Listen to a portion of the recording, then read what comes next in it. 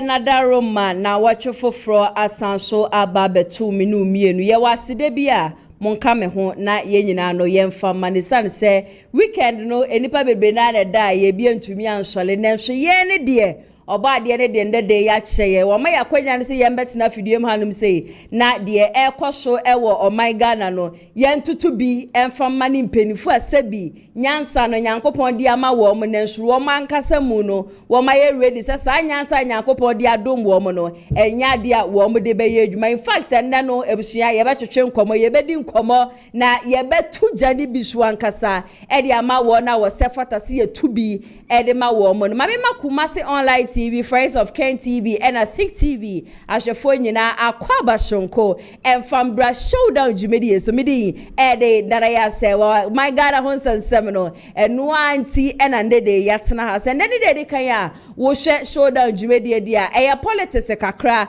social story kakra, your day to day activities, so no, dear air show a woman, a ja, ya but snaffy dem hanum say, na ya pensen munia to be, na a foot one show, just a mere bufraki to Yankopon di amami na maponi bi e di amampenifu asebi wo meja wo menyansa e wo baby me bie so tumu e de mamu nyina so se mo betumi e de madwentre so afa comment section asenso e de abasa so e na hana ATP so what the newspaper review no e be ba be so me exactly 3 p.m. e ya de akweku dan kwa wo no ye 10 KNUST NDC communication team member saso e na Gilbert Asamoah wo ye TESCON organizer Edma Amstead woman nyina no ebeba be ka me ho e ofidiem hanum say na ya twetwe enkomo ne so de ye be twetwe na ebusua mu awani tu aseda ne dan nyina no ya na akoye me ne ha na ATP for 1 good hour me mana kwa be wi na eja ma fire na me so be fire wi ansan wo the newspaper review no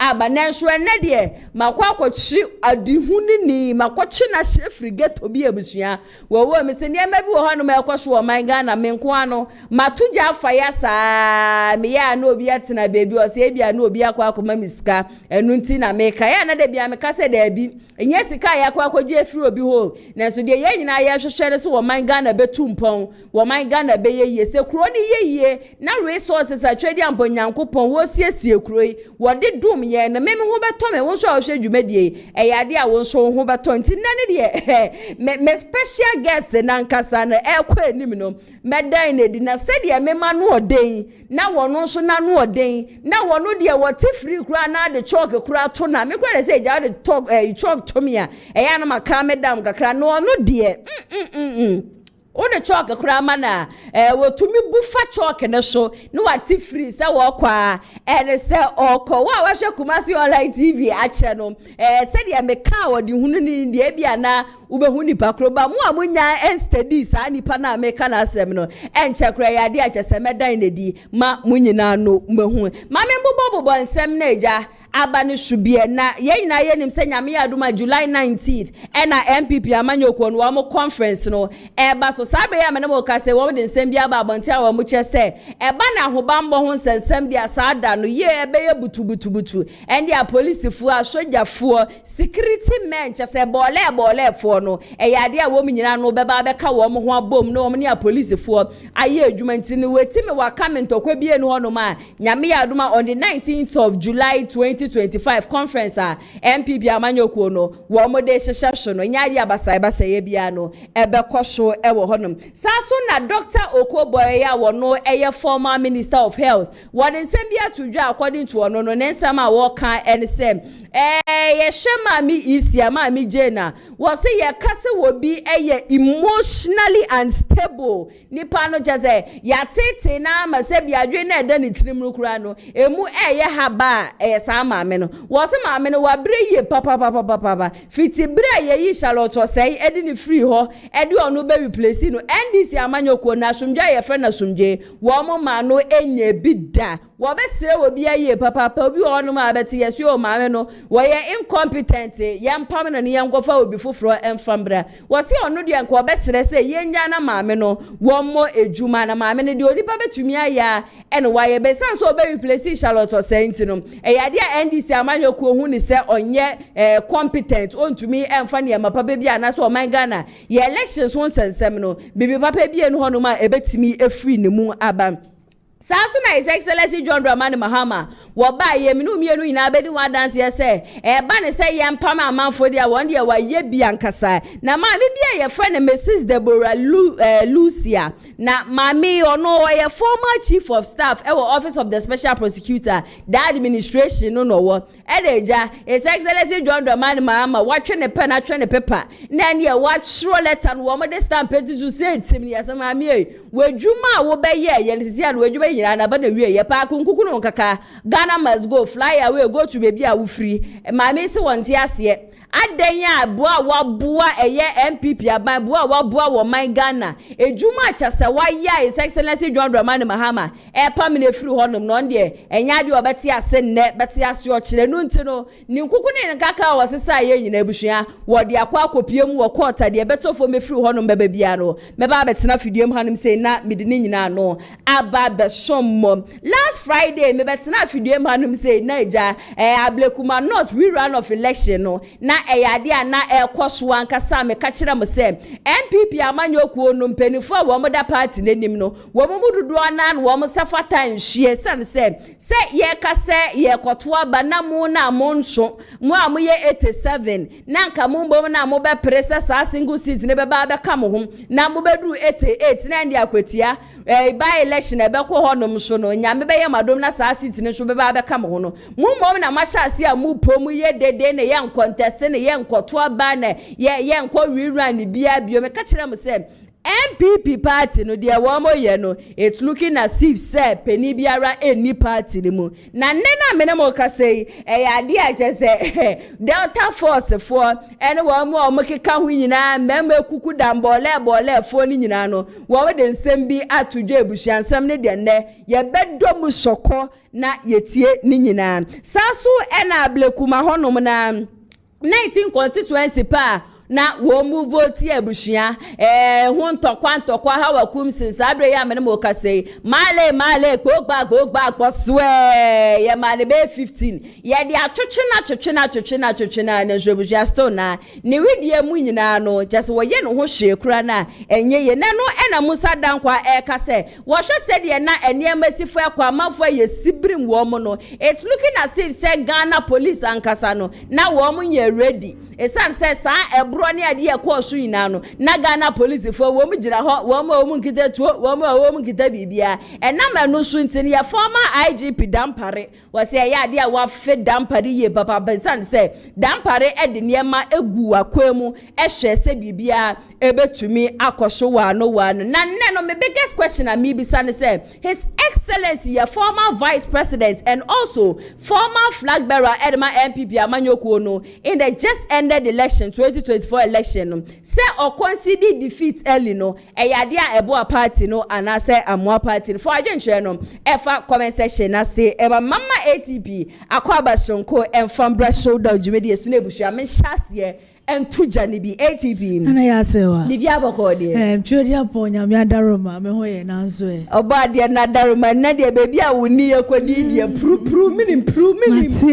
mu ankasa ezanza niema akoso wo man Ghana wo bi anka ya de be kala se de wo minimu sifrezi wo be de obekasa but unfortunately I think last weekend wonu abema ni yere ka baby last weekend na mokosie no ya ndi ebusua ni nyina say just see an me na me be replace ntisi akwa de o say utumi address me as sister in law ana sister in law anyaji watum wanyaji ma ebusua ene na sisi ane de hana ATP am a sister in law but ATP ada na ekoso na ya se waja Adinsa Ablekuma North ya batu ye kotu ye medi NPP amanuko no ho yawo ye hwe niema pa ye maame akua free ye no ye Ablekuma North pa na at the end of the day no me hu se ware no na ye me ya kakra ni nyina agina ye mpanifo a omodan NPP amanuko na no na amare nyina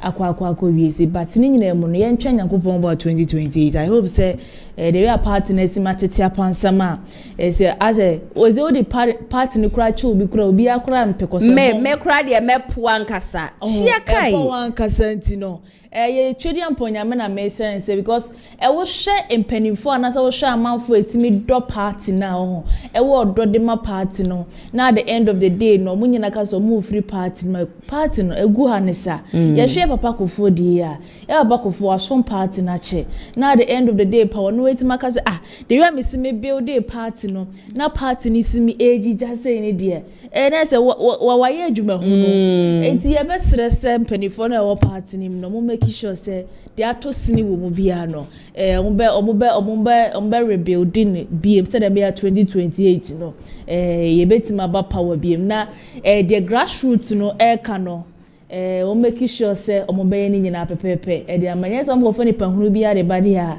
opposition ni de no matter dom de ba be gina this amaniku na this is abedin kunim 2028. Okay, ATP wo de wadwen chia be de meda wasiye papa ma me hyase na mintuja emfama wo na wo sefata se mituja ni bi edema wo mo na bushia Jerry MP edema wejagbawe wo de sembia tuja na according to Jerry no nsema wo kan ene se NPP amanyokuo no de ekosho ewo party ni mu achesesa na ema ni nyina no amwa enne a lot of MPs na no wo meluzi wo mu seat no owo bi a obeble media ene na ye former vice president Dr. Mahmoud Bawumia wo no ene obeble me ne san se wom se wa consider defeat in terms say de be ya asumdwe beba na so no ye young boy ya wodi nani edi elections echi ache ye papa ne de wo be kama Ghana fo nyina atiase se Bawumia ni conceding of defeat in tentem no eno eneja ama MPP amanyokuo no sisi akopiem wo parliament house wo mu seat no eye 87 pe wo se saade na wo ye ne de wo be ka kire se won hwe ye papa na wanye biom yenko na yenkotie eye Jerry ensema just wo di tu dwa no emra sisia wo studio sometimes you need to be guided but me say na etim sana meka na owo de ba ko se me ayesi mewu dada enti na me kan ye first of all Kofu Bebe Beka say oh we did well by conceding early but what Bisamia that was the number one problem we faced with these elections said Dr. Alhaji Mahmoud Bawumia ban tembeji too na me over the period my monitor elections and I may say normally members of parliament or more co-elections are announce your more results now on him no money they are happy and they forget about the presidential. And so you know what happens now presidential no na ya ebe anipa no win ko na ya wi ano ana nyesa until me say me me specific example and then maybe you can match it along in Wejagbawe the agreement was that me my presidential first and sana ya parliamentary no then because me say me say men ko mami me parliamentary there me ni beji na me refi say me interest nti yes sir yeah presidential and we came into the next day into the parliamentary. That was when the flag bearer had conceded on him there see NDC folk became very emboldened. Police force rose mobile transfers. Many workers say a transfer because they were even able to show say they were more neutral and professional. I had to stay on my feet for close to 76 hours. Because of our attention, me nipa na machine no go declare no. Or declare no the powder go no so now and go for more than 3,000 in it. At that point, in go for no go to Obama no be no modernity. Why? Because we had conceded, and that concession.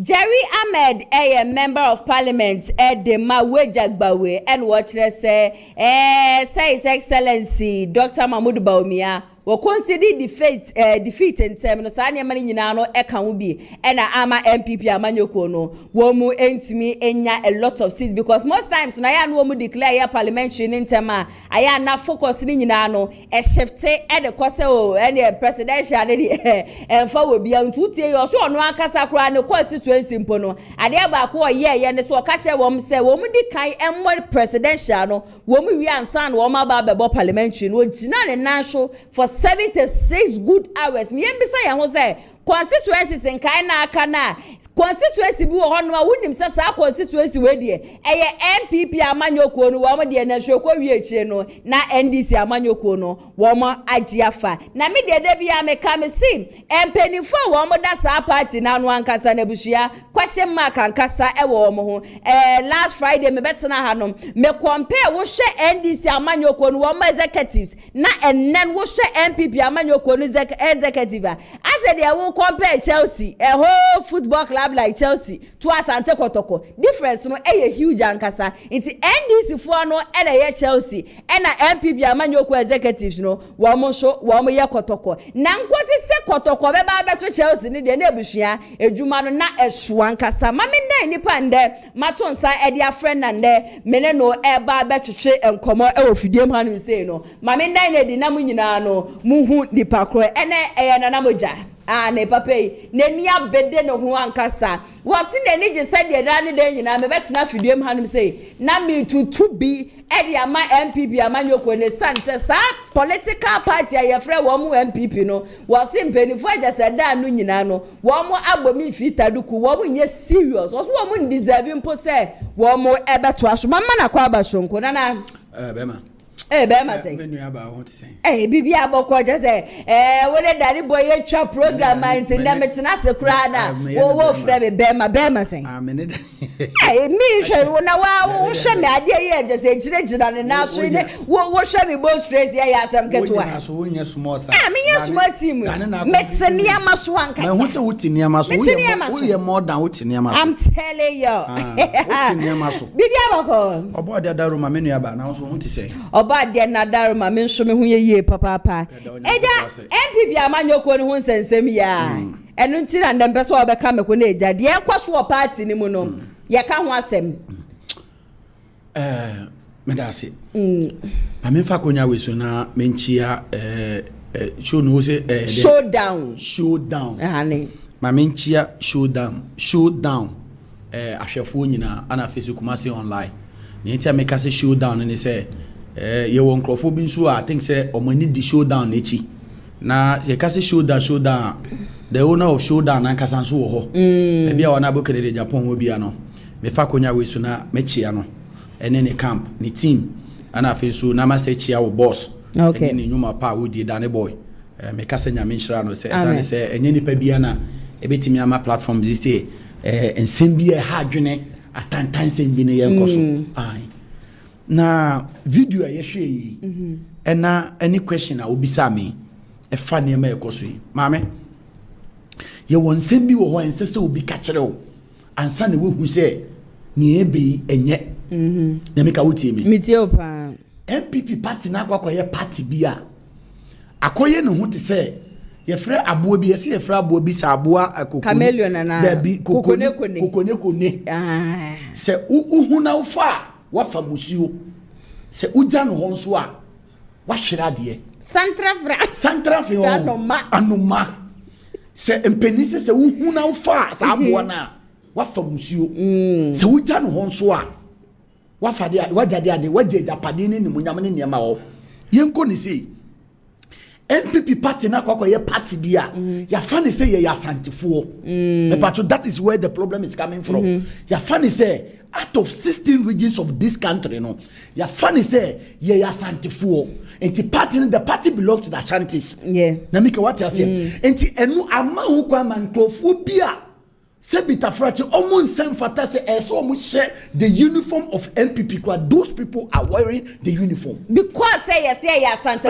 party na antia obi asa keke obi nsem fata obi ananim nyantwum obi a chese nyansa ye frɛ ne nyansa obi se sa nipa no won lake na so say ya Santa party ye de ne betana so that is where the problem is coming from na me ka wutie mi say ye ka say ye hwehwe NPP a we are not talking about this so-called current NPP. Mami fire woman. I am not taking anything from anybody. Fire woman. Say you can't say you can NPP. We are not talking about NPP wemu. And you know NPP when you come mame. You can NPP and President Kufuor, former President Kufuor lady. Ne you want Kufuor be to say Hackman who's what man.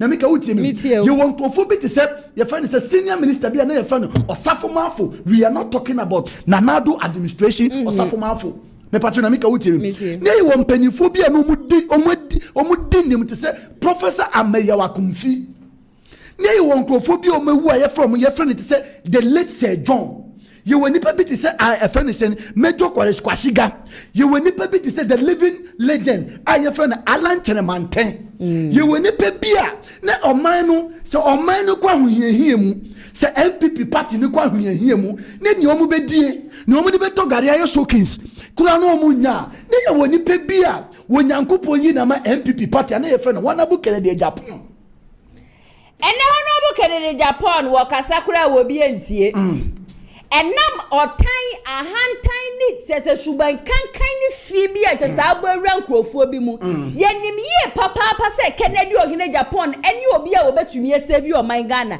enye se NPP executives na na se nkrofo mu NPP party mu no wo mu nim se Kennedy ni yede ne ba ye be win 2028 o de bia me ka me se Ken Agyapong wo ye be ma bia wontin to suo fam to fam ensam fa ne tetere manfa se Ken Agyapong ka se eya o ka se ye bi onu ne emfa ne ho se wono ne wo ne to nsa didi o se wo ya ade na nyanko ade obeka enam saa so ne ban na ekita Ken Agyapong ntino enkrofo bi wo party ni mu a wo mu hu ne se ye de ne baso wo mbedi ye ni ma ne ma bi expect sanka ye benya no saa ne ma no wo bu nya eno ti ro mu di Dr. Mahmoud Bawumia echi de bia asem we meka na me se efia da na metena fidue ha ebo Dr. Mahmoud Bawumia ni former aide lady ya ene John Dramani Mahama ba ye woman appointment and special senior presidential staffer according to maame no was office one na won Dr. Mahmoud Bawumia te no sebi se wo bi kwofo ba kura de ne ba office one ebe di ni di tro kura na Dr. Mahmoud Bawumia ntumi bie na no nka okay inti wo bi a want to me bia na no nka no e den na chese se Ghana for ye page o man Ghana dia hya ne se obetumi aye Ghana ye inti enkrofo na wo mu di Bawumia echi no it is not because say they are seeing the presidential material in the person no they are looking at him because they know say papa we ba no be ye flag bearer de ma NPP amanyoko na ene ma ekoboni a papa no ntumi nka nti o metumi aye de o mu pe o metumi adi o man Ghana sika eno ntina enkrofo we di n'echi ye hwe de ekọ so e wa Blekuma North Yensho said yesifa sibri mamanfu wo krom ha ene Delta Force fa ba abonti abekasa debia Kennedy gina ho na Kennedy ka ena monhwe grassroots no ena meme ebo aye no monhwe wo mu debia Kennedy Agyapong kasa asem na de si Kennedy se Kennedy pe kasa ena Kennedy ntumi mwa wo mu na so mukọ ye yakobu wo mu sanka NDC for to wo mu meme good se de mo NPP mpenifo muto Delta Force ne invisible force no muto wo mu gu ya anka se de meme ebro mo ne de sanka wo mu so mbesole sanka wo mo so wo mo besole na masa ba won chan embe ma na kasa na embe ma na chire se de Kennedy Agyapong esifa ekase wo mo hwe grassroots na wo mo nya ready se wo mo betie nenne no wo mo Delta Force no wo mo tro wo mo support de ama Kennedy se ne Kennedy Agyapong ka kire wo mo se ye kwa akwatia ye nkwa wo mo bedi echire ba nipa na mo hu ne se wo no na ye agenkwa wo no ye face of NPP amanyoko Dr. Mahmoud Bawumia wo bonus wo de 1 billion kura begu fom kura de ma wo mo a wo mo ntie se de wo mo nyina ka se wo be se de wo mo bua NPP amanyoko ni in 2016 na chese etumi ba power no ekwa wi echire ni ye chi wo mo gu remand 2 solid weeks adan ya no mo ka se ye mo wo mo no mo nya adwuma nye wọ́n sẹ́ ni NPP NDC fún ọ́nà ṣe mu no ebi ẹni agye NPP mo force fún ọ́nà bi o macho men na wọ́n NPP no wọ́n mu bi ẹni agye a wọ́n mo sere sẹ́ ebi nkọ́ ne nsambre bi o wọ́n mo si akwatia wọ́n mo tu wọ́n na nsi hɔ nnɛ wọ́n mo tu wọ́n na yesi wɔ kyena esan sɛ leaders na di party n'anim no wọ́n mo hu sɛ sebi nyansa na ɛda mu tiri mu no ɛnyɛ adwuma ebi hwɛ yɛn kɔ na yɛn kɔ tie Delta Force na invisible force nsɛm a wɔn di tu dwa no Emra Sisia. Omubuno tutu asante weje kwade yenka Ghana ho kura. Wo me ye tutwene. Eso honorable Ken omeya president. Eso de bia waka efomfo asem asante asante asem saa kwade me example akyerɛw yɛwɔ 47 MPs ɔwɔ Asante region race course yɛ maame ne yɛ nua maamo ɛwɔ hɔ tɔn no makrɔfo wiwia wɔ mo common light Asante MP bɛ tia mo light Kennedy efiri asen ɛbɛ mo light hwɛ kɔnfɔlɔkye yɛ maame mo ɛwɔ a ɔmo da fam abatan ɔmo da fam Kennedy timi kra matress ne mpa ɛde brɛ kɔnfɔlɔkye ɛma yɛ maame mo nya ɛso dai da saa nipa wɔ sei no wɔn na ɛte sɛ yɛto abama no eti yɛn yɛwɔ ano mo a yɛwɔ sɛ data force for NPP for NPP for akyerɛ nyansa ebi ɛkwasia anyi ne ho deɛ yɛde yɛkra yɛbi bia de support Kennedy sɛ Kennedy esuomo ewiamo ejamo yɛtɛrɛti bebi a wɔkɔ bia ɔfɛɛ a yɛbɛba yɛ na yɛka yɛyɛ tie nyinaa na yɛka Kennedy data force for data force for ayɛ Kennedy ana yɛka sɛ Kennedy esuomo ewiamo ejamo yɛtɛrɛti ti sɛ papa no yɛ onimu didie ɛsɛ ɔna bɛtia ma ɔman no yɛdi yie. To NPP leaders.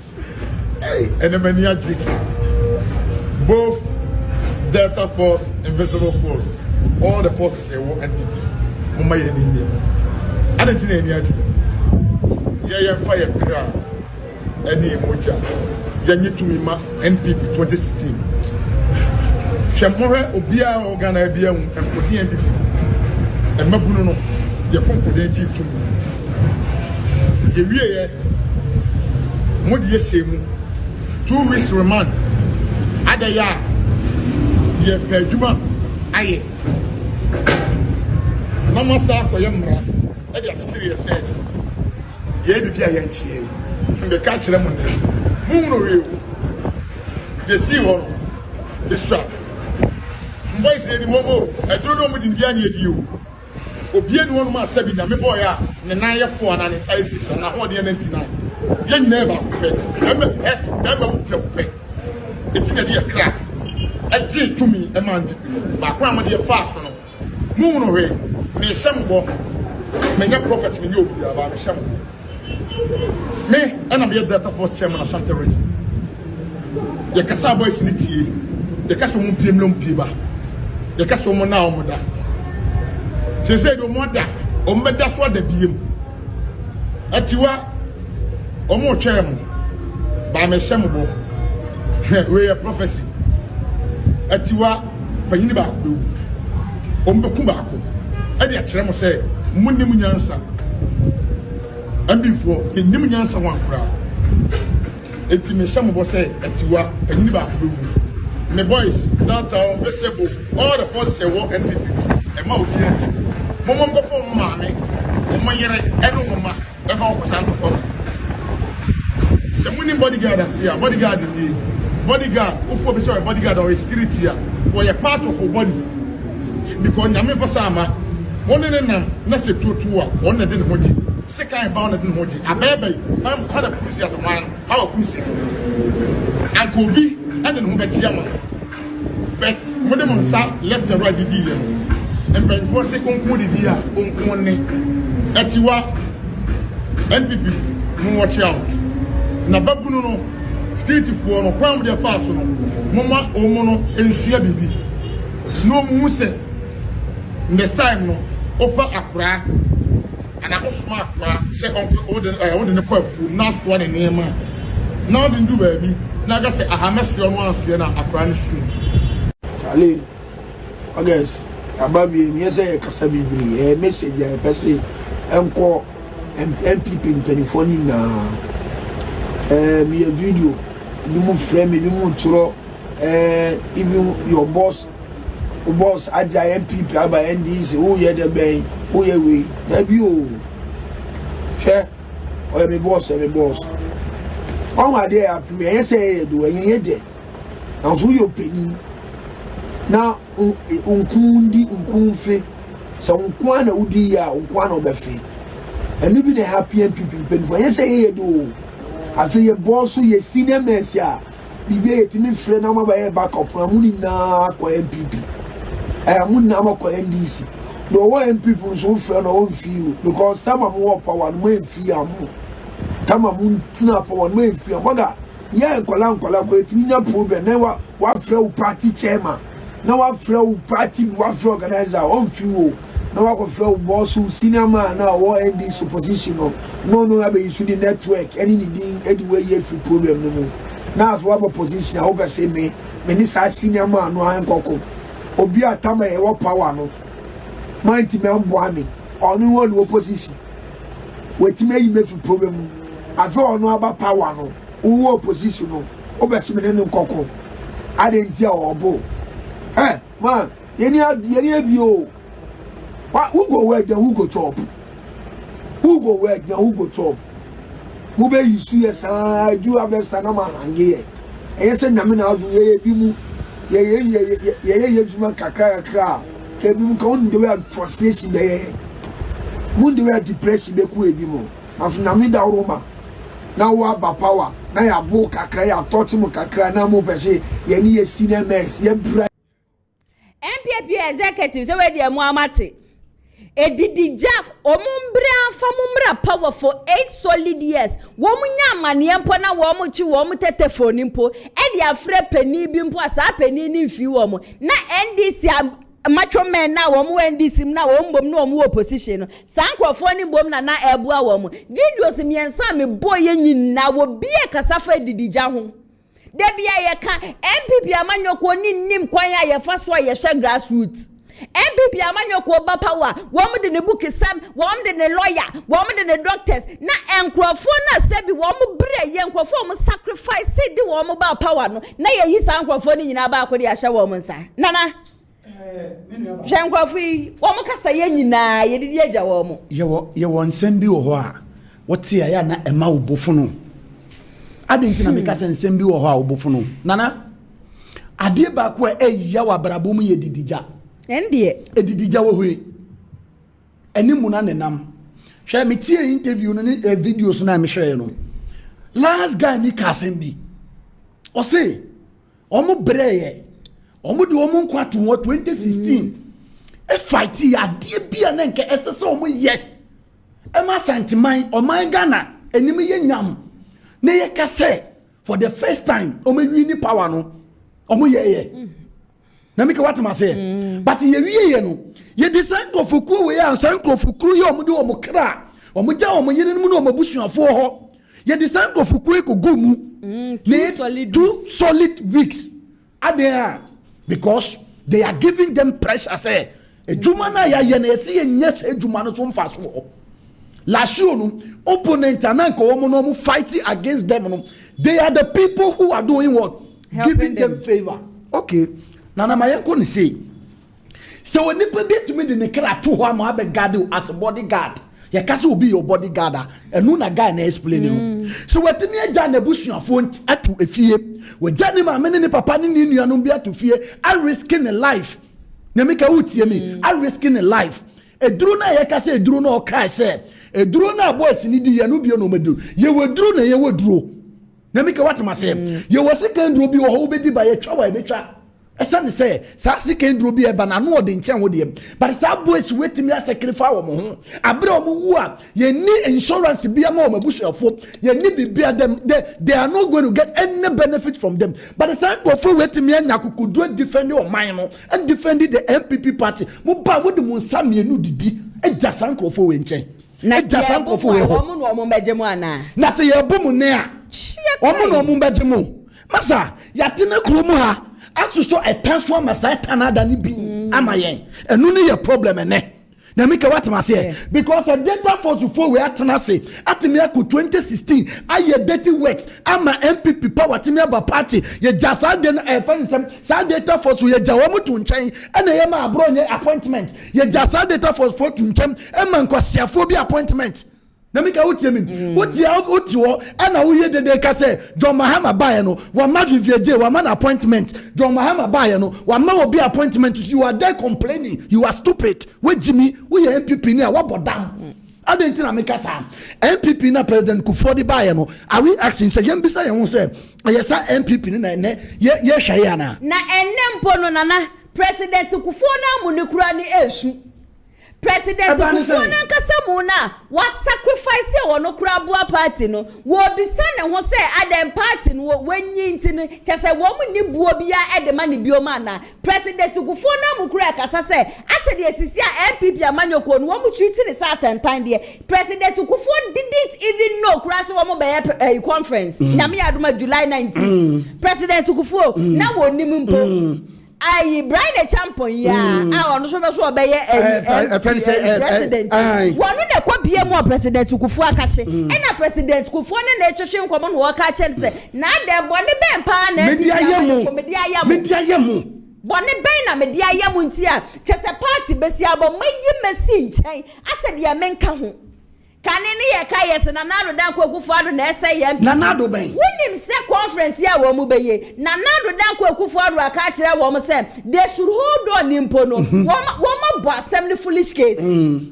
anu ni wo problem wo ma bo ni foolish case mami anu ni NPP problem me see anu ni NPP problem the reason why NPP you will get the communicators bia on ba betena platform be so omu defend is there tan we we be nya communicators on ba nya platforms on be kanya nsasem akire nipa no hwade se wo papa wo President Kufuor because of this particular party or co-prison President Kufuor ye chini tumu ye na ya de it is a papa we etimi afoso etimi aba contesting soldier government enye obi akeke eye the late JJ Rollins asemo na ye ken he was able to contest with this man oniminisu eni ne ban because ono ni Rollins na nante nti onimini pa JJ tie but sa papa we etimi anya kukuduro agina etimi aye bibi ade ama ye fe ne se NPP ene NPP for person mo kira se wo mo nsa so wo machi dware enti ene no se President Kufuor be ke bibi aye bobo na we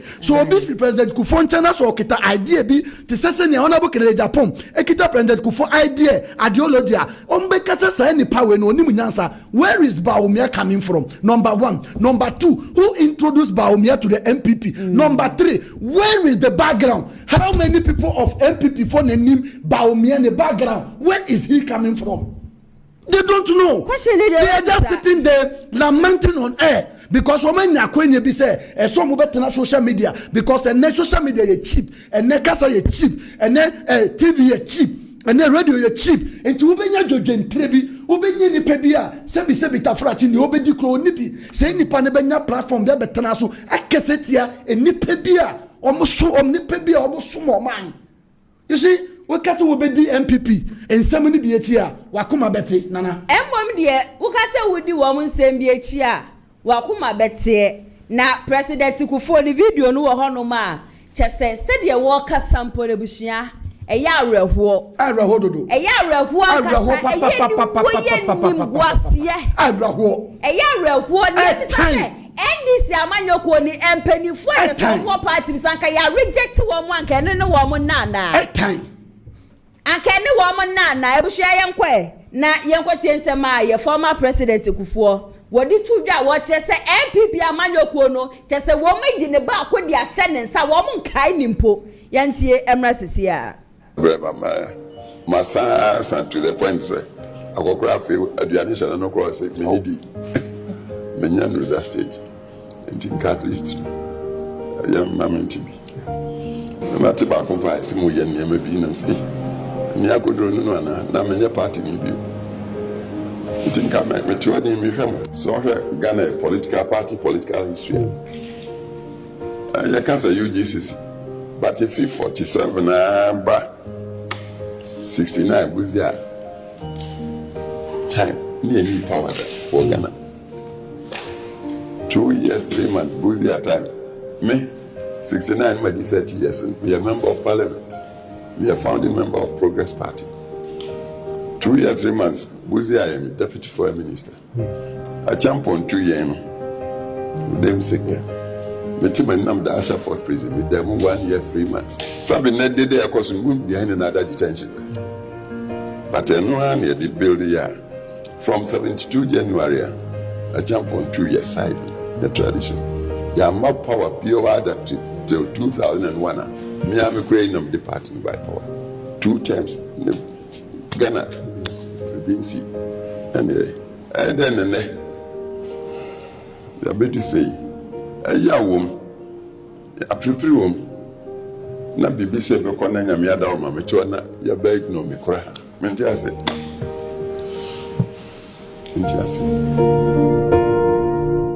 kufuor ena kase wutia wo se ya wom odi ya wo na kumem esan se boa wa boa party no kwan ya chese wonya ho kro ma party no kra no etumi esan so ba power sacrifices a wo yede ma NPP amanyoko no chese wo ma sideline no asede wo no de won ka mu bimpo asede won ka hu bimpo na na yenhwe small boys a wo mu di NPP party nanima wo mu tie wo bia asem okrom ha woman tie obi asem na kanene se ye blame na na do AKUFO-ADDO mpo se wono na wama NPP party na ba bedu sabre na mu be ko early conference na na do AKUFO-ADDO ka chem se mu hodi yo na ma boy no so gala we se de mu ma decide na no ana mo de ko de ma decide no eno ana mo de ko den na ye fempo se anka political party mako election ma report eni guase wiente se na ka bia mo former president mako akopia mu onanim mo de ne ma akotu nanim so papa nyame ya adoma ye pesanka ye yi flag bearer antem se de be ya ye betumi aboaboa mo mbisa mo ho se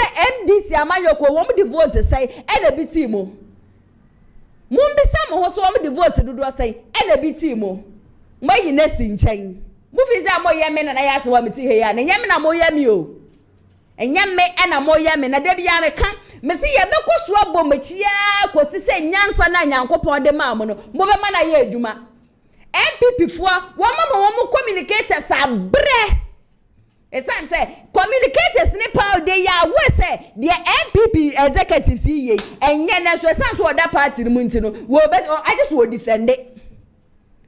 I just will defend it. They be a me be shame with them. Woni say ne party na akofa aba. Oni mo na kuma mu pass ade me party akofa aba. M1 and so be defend it. And na PSG any Chelsea match. I just a Chelsea for one more ship PSG portrait trainally. Na former vice president. Ya former vice president one order she nani abedi achese wo bia wo ye PSG ni na ye ni baby e free na so support Chelsea o se wo ye da yo Chelsea edi nkonim no na wo bia wo so no ye PSG ni a wo no na akwa se PSG na be win no na Chelsea ahye no to no obo nsem ene uko social media no so a wo mo se chese wo no beka PSG ho kra na ama wo mo kra tumi ahye Chelsea Wabeka PSG ho ena Chelsea ehye PSG poto because enipa bebre na nim say anka yede ya PSG be Chelsea Dr. Mahmoud Bawumia ene boys a wo mu twa bet si mi mbisa say why na shuma wo kra se be join PSG wo mu bet a wo mu twa ye nyina wo mu sika ahye poto Wama boka susuro chese wo de baby abekwa ka hu bia bibi bia abekwa ka hu bia na de na ji egu katim ti PSG ni Chelsea PSG to me shit team bi na yasam ketwa na PSG ni Chelsea be ba who asked you to come and declare your support boys na say se na ko mu ni mpa se wo ba be declare support de ma PSG ko mu twa bet ne ko Chelsea ka wo mo akwo mo betwa e de akwa Chelsea na akwo mo di nkunim because wo beka ho ade na ka PSG for the foe na so nya beka sa ye se PSG be di nkunim a enom se erade na ya boka so na beti wo metwa dada nana eja de o ye Chelsea ni me ye Chelsea ni enra wo team di nkunim me team di nkunim na ni nyina ba wo mi ada roma enra no obi frame me ka chem se Ghana no Udi Ghana for chia obeka sembi obi beka se bia wo tan nipa no endo obi frame ka chem say nana odi hunu ni na no wa ma ye hu because obi ka chem say na John Mahama esu ene ni nkrofo so mo support Chelsea etina akwakọ ye ti say NPP NDC ana anko ba ne sana me se da bi o man se ko no ye forget sa na ma no unim me nua ba Dr. Alhaji Mahmoud Bawumia o kana semwa ubenye nipa bi wo comment section obeka say wo tan papa no mentan Mahmoud Bawumia ana mentan obi a but yem bisa say eniema na ekoso yenti asem akokora akasa masa odi oyawo na ekasa papa ni de oyawo oha o femu amani ohunya ya nsana otumi di party we enne abaye NPP party no chairman se papa we uwo ni shoe mu a you will feel for this man you will cry for him you be swam as president yes former president Kufuor asema making you will cry for him me say de bia ya na me kasem be say nanado problem ni nyina ye enkofuku bia nanado pointi omo a onu ombu o man we enti say John Dramani Mahama obeye successful a ejinani pa onu ombu man no so ejina omo man nyansa because yembisa ya hu say nanado 8 years no obegu ye o man mu hanum no yembisa say when the man nyansa nti okọ president Kufuor nte ekoje nyansa ye di bu man na penibi NPP penibi etu anamo efa phone frɛ papa ne sɛ papa akɔkora me ba wunche o ya to aba ma me sɛ me be lead as member of parliament na kwan ben so na me fa adwin any nyansa ben na me fa they didn't do that enti de bia ya na me come asem be sɛ we oba na usuru aware jaya eya na ye dene so obenya aware papa ye de ade aware ende enti sɛ wo the NPP party echi na se ti send data force for bre enye data force for when ko gina court room eko scatter court room no they are doing all this because of they are the MPP and then omo mfaso omenya ne se omadani ekomfo and then omo mfaso ne se so omoda prison and then president Kufuor ne papa wa be ye president Kufuor ne moja wa be hwegu MPP party no and then aseda MPP mpanifo de be man ne se so o ka bibi kire wo mo se munya botre a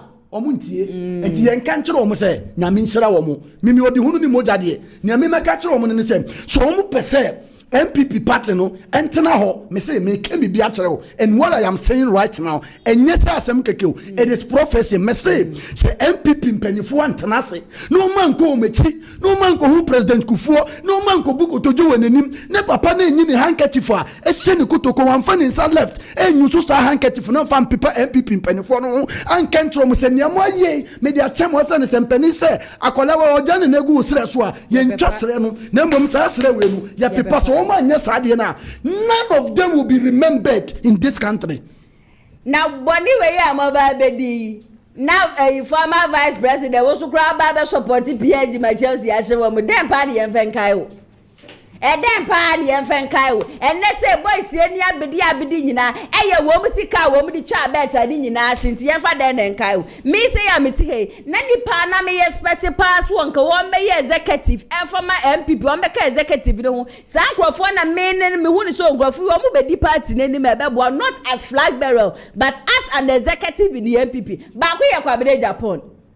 Said ye nanka me prince kwamene Japan ebe ba be ye secretary di ama NPP amanyoko na ebushia me da sole ye kwamene Japan so akwakwaju office and wo de be board de ade nyina de aba be bo ho o kwaye ya wo so no so be so be flag bearer me NPP 2020 we nyina ye kwaye na se ye bai ade wo so ni mpa se wo kwa wo nyina Brabe ye secretary anade be wo de wo mpa secretary ga de brabe je chairman me ye campaign na ke ye de achew ye pre among grassroots na pre Kennedy Ken Agyapong e be so pre Dr. Mahmoud Bawumia enkrofo mienu na ekọ akense me kura matena ha ka se Brian Agyapong ni sika no otu egu san se Brian Agyapong no abo se ye waduchum wo mo ba be hye jamama Dr. Mahmoud Bawumia na Kennedy akọ akense no na won so sole ye busia won so ani abidi gidi akwaji office na de ni mfoni abo ho no mo be kwa ya mebebe ye flag bearer 2028 na bisa ho se grassroots re beto amamo na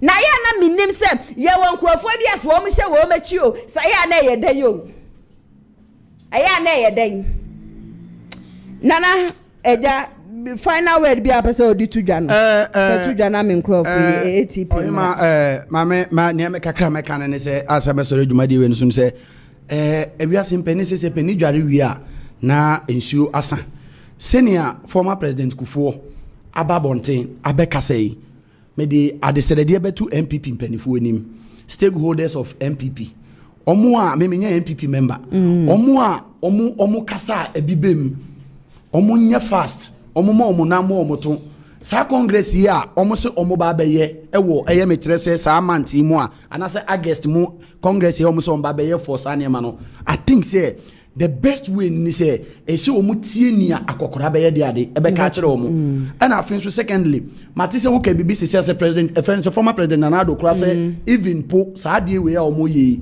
o kan ye no omu mu bia anya de ade entie no enu kire say agenda bi wo ho a different agenda a be different NPP and I say a new NPP they should let the whole country know say ne be ya baby obi a stand one obi hu kwan a obi fa so obi de ade obi kakra mesa de twa to kasa kra ne se somebody we baby ye duru ye nyina ye hu niema e koso se wo abrabo mu na wo ye niema bi na wonya social media akwenya anaso wonya platform bi na wo din komo hu kwan a obi fa so obi din komo hu baby a wo kase free sene be ya ochine bi no onkonkonya problem na mafa konya wesu echie obi a na me kache obi anso se woni pe bia problem bi won so or how amane nkodanda be da no so ne waso da ye onte da na se da na ten in life ni ne ho offense de bia ye de ne ye made of ana no ofre me a otumfo nyankopa da romanti obo ade da romanti erade be kasa e woni fie.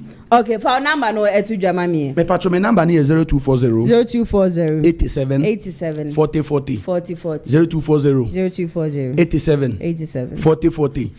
Me chira kwan we voter region agochime abenyana say anaso uba kumasi so me ode no ho kwada so nkran so me wo taifa Burkina uba wo frame a ye be din komo ye be share one on one se na etie bia no nyame be kasa.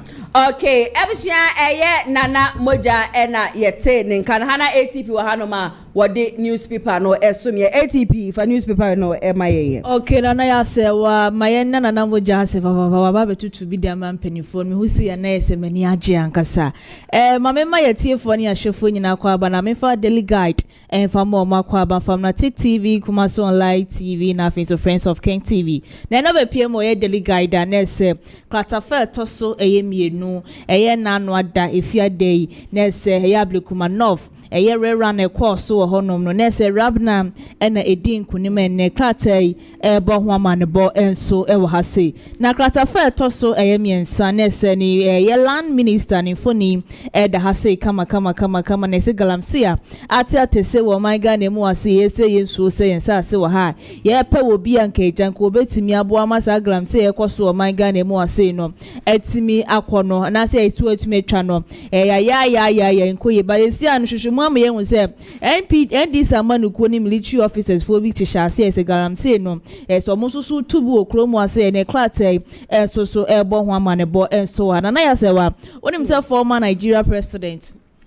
so we free mo I think say weekends ni mi ya nyame fane crazy ye ma Nigeria fo nyina hyede no nya kunya kratafa toso miensen wo honma ne ho nsem bebre na wo honma betimi akenkan na ya se we kamia kwakoye se kroma se no ye ma me mo no ye so mutimi hwe na ne ma bi wo honma ani kwan se ye toilet wo ye fie on se nche bia ne hu se Susan akwo squad branch bi di etu ko bo na nyame ya adoma Ibrahim Mahamad na abranti because abranti akora bia wanya 11 years na yesi ne papa wotuo wo fie no akofa akora wanya 3 years wo de akwakobo no by shranka nyankopon se wu a ese woda konfo no chia by doctors fojina ne so ahese wo mo hwe ne gidigidi akratafe toso miensa wunya bi wo daily guide na wakenkan ni nyina kama so edi amaye mame fanko the Ghanaian point na obepie the Ghanaian point akratafa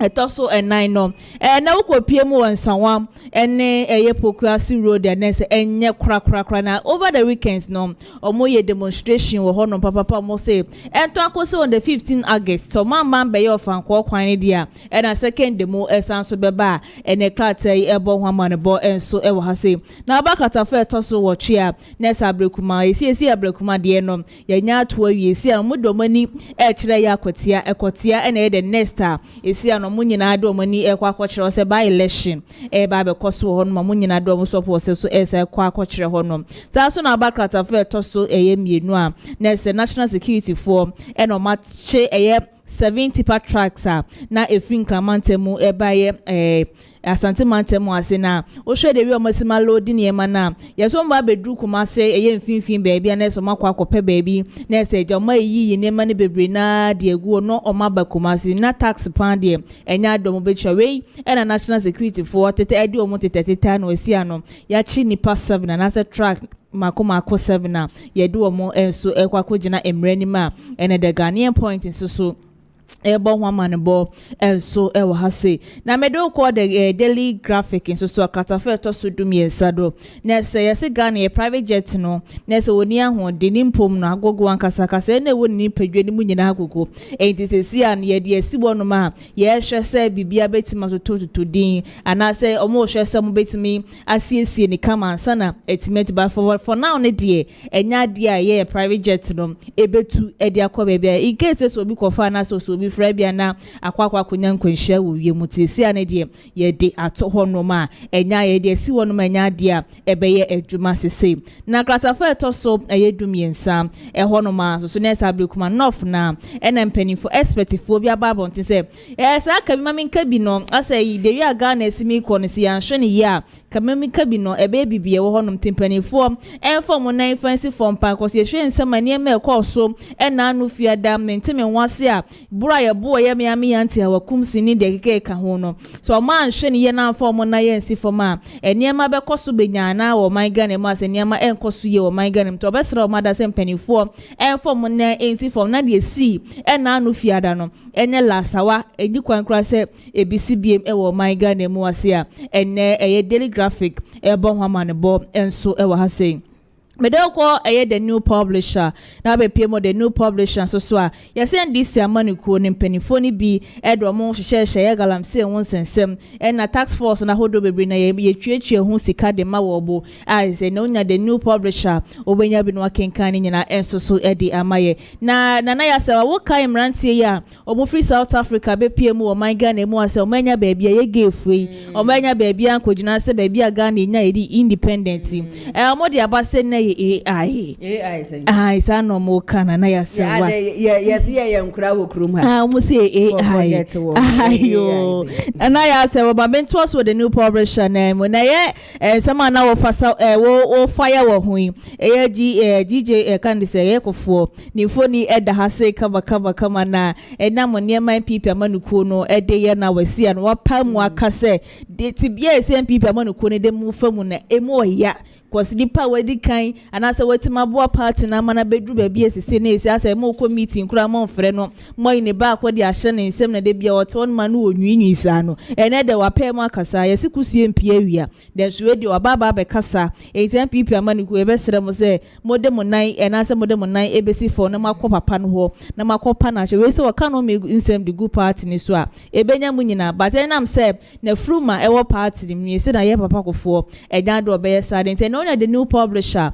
obenya bi no akomusu ko no akenkan nyina enso ede amai ma me fa nko the custodian na be pie mo the custodian so anese afenoma kenifoni eda ha sei kama na nyina eya blikuma no fa ye election e course e wo honom no e na wo kire se empanifo form na nsi form na de ko honom no masa ense 10 times so ankasa eye man pani JDM be act wo ho ankasa brabe showcase niema ogosi niema ekoso na eni enyan na etan papa eti unya the custodian na no akenkan nyina bi enso edi amaye na kratafa etoso miensa Miami auntie hawakumsi ni mfoni eda ha sesanso na Dr. Baomia ni mfoni eda ha na bra ya board na anu fiada esi yedi aboni kibi twitwi ni kama man ho ba no na Dr. Baomia ko pie mu ho esi wakosra na busa ntisi ne ho tese o still dan no mpemu die emu ya ne ya nkasa ne wo ya the custodian na no akenkan nyina bi enso so edi amaye kasa fa to so miensa so ne se galamse won sensem na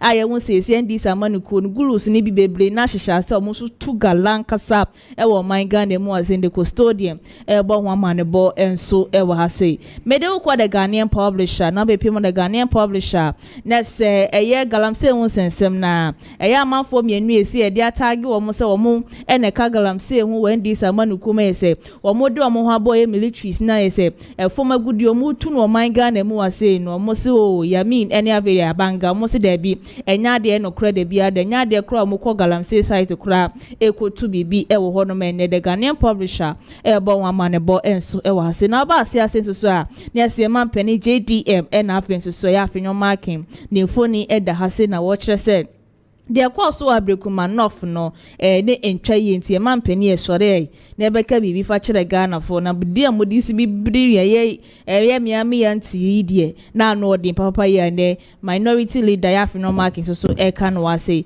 me de wo call the metro lanes na so be pimo the metro lanes a na say private jet say na ho odin no aba for man na say asay no eno so krata yi e bo ho ama ne bo wo krata fa to so ensia san so e na wo ba eye krata fa to so edun so a ye man pani ye man pani dada abedi etire Dr. Baobia enso sabrekuma nof nsensem e course no enese waba bonten a wobeka se de course hodom no enye na afi so mo ayebo wo mo aye prepro so no waba bonten so asaba be kasa wo ho ene kratai e bo ho amane bo enso e wa ha sei so enten unya ne de metro lanes up no wakenkan nyina enso kama so e de amayen so e wa ye bre na ye bre enti ma memfa the chronicle enfa sorry eye nkrata ni nyina so na be pemo the chronicle so a na say chronicle busa say enti galamse yati atese wo eye kroma say no tax force na de bia da yati magu montin so say bonko galamse side da monko hwe ne ma e we koso ho na omo amofa kwan bone so etu for magudie monchi wo mo no wo busa say why mo na techire say task force for and I say info for national security for muzo mo humtene the chronicle busa e wo hasesa so na ya abrekuma no ofisi a omayi ni so no na mbe MP fama no ye erabna ne foni da hase kama ne say na kopie mo parliament na ya say NPP for no o wanya adwoma ni so say 2/3 no NPP for no na NPP for nko ma nko parliament kura mfo bia nti esia no mfo bia on pe kura mo sode a wo mo nda wo bia ncheke sawo yo wo disi a moko yeden because endis women near be a bedesable kum ye kan say akwatia wo mo dia no aka na moko amoko kaden asemo Dr. Baobia so ni foni da ase no sabrekuma no de course wo hodum nyina na ese mpanifo hwehwemu ye pa na de ese de ni gina mlano no yemfa no engina emrano ma memfa the Daily Post and fan sorry so no so rablani foni da ase a yetrese wo no na edi nkunim 2020 for election e koto aba ekoye menteme wase no omosa akoye rera no na edi nkunim sanso na private jet na won sensem so e wa ase akrata ne e ba amane bo krata fe to so nwotwe enti unya Daily Post na se wonya bi no akenkan nyina so tana ya se wa mefa Daily Post in fan sorry so nefa de akanyina e fa to asoma yetie fo ne ahwefo adane de nyina mojebre etie.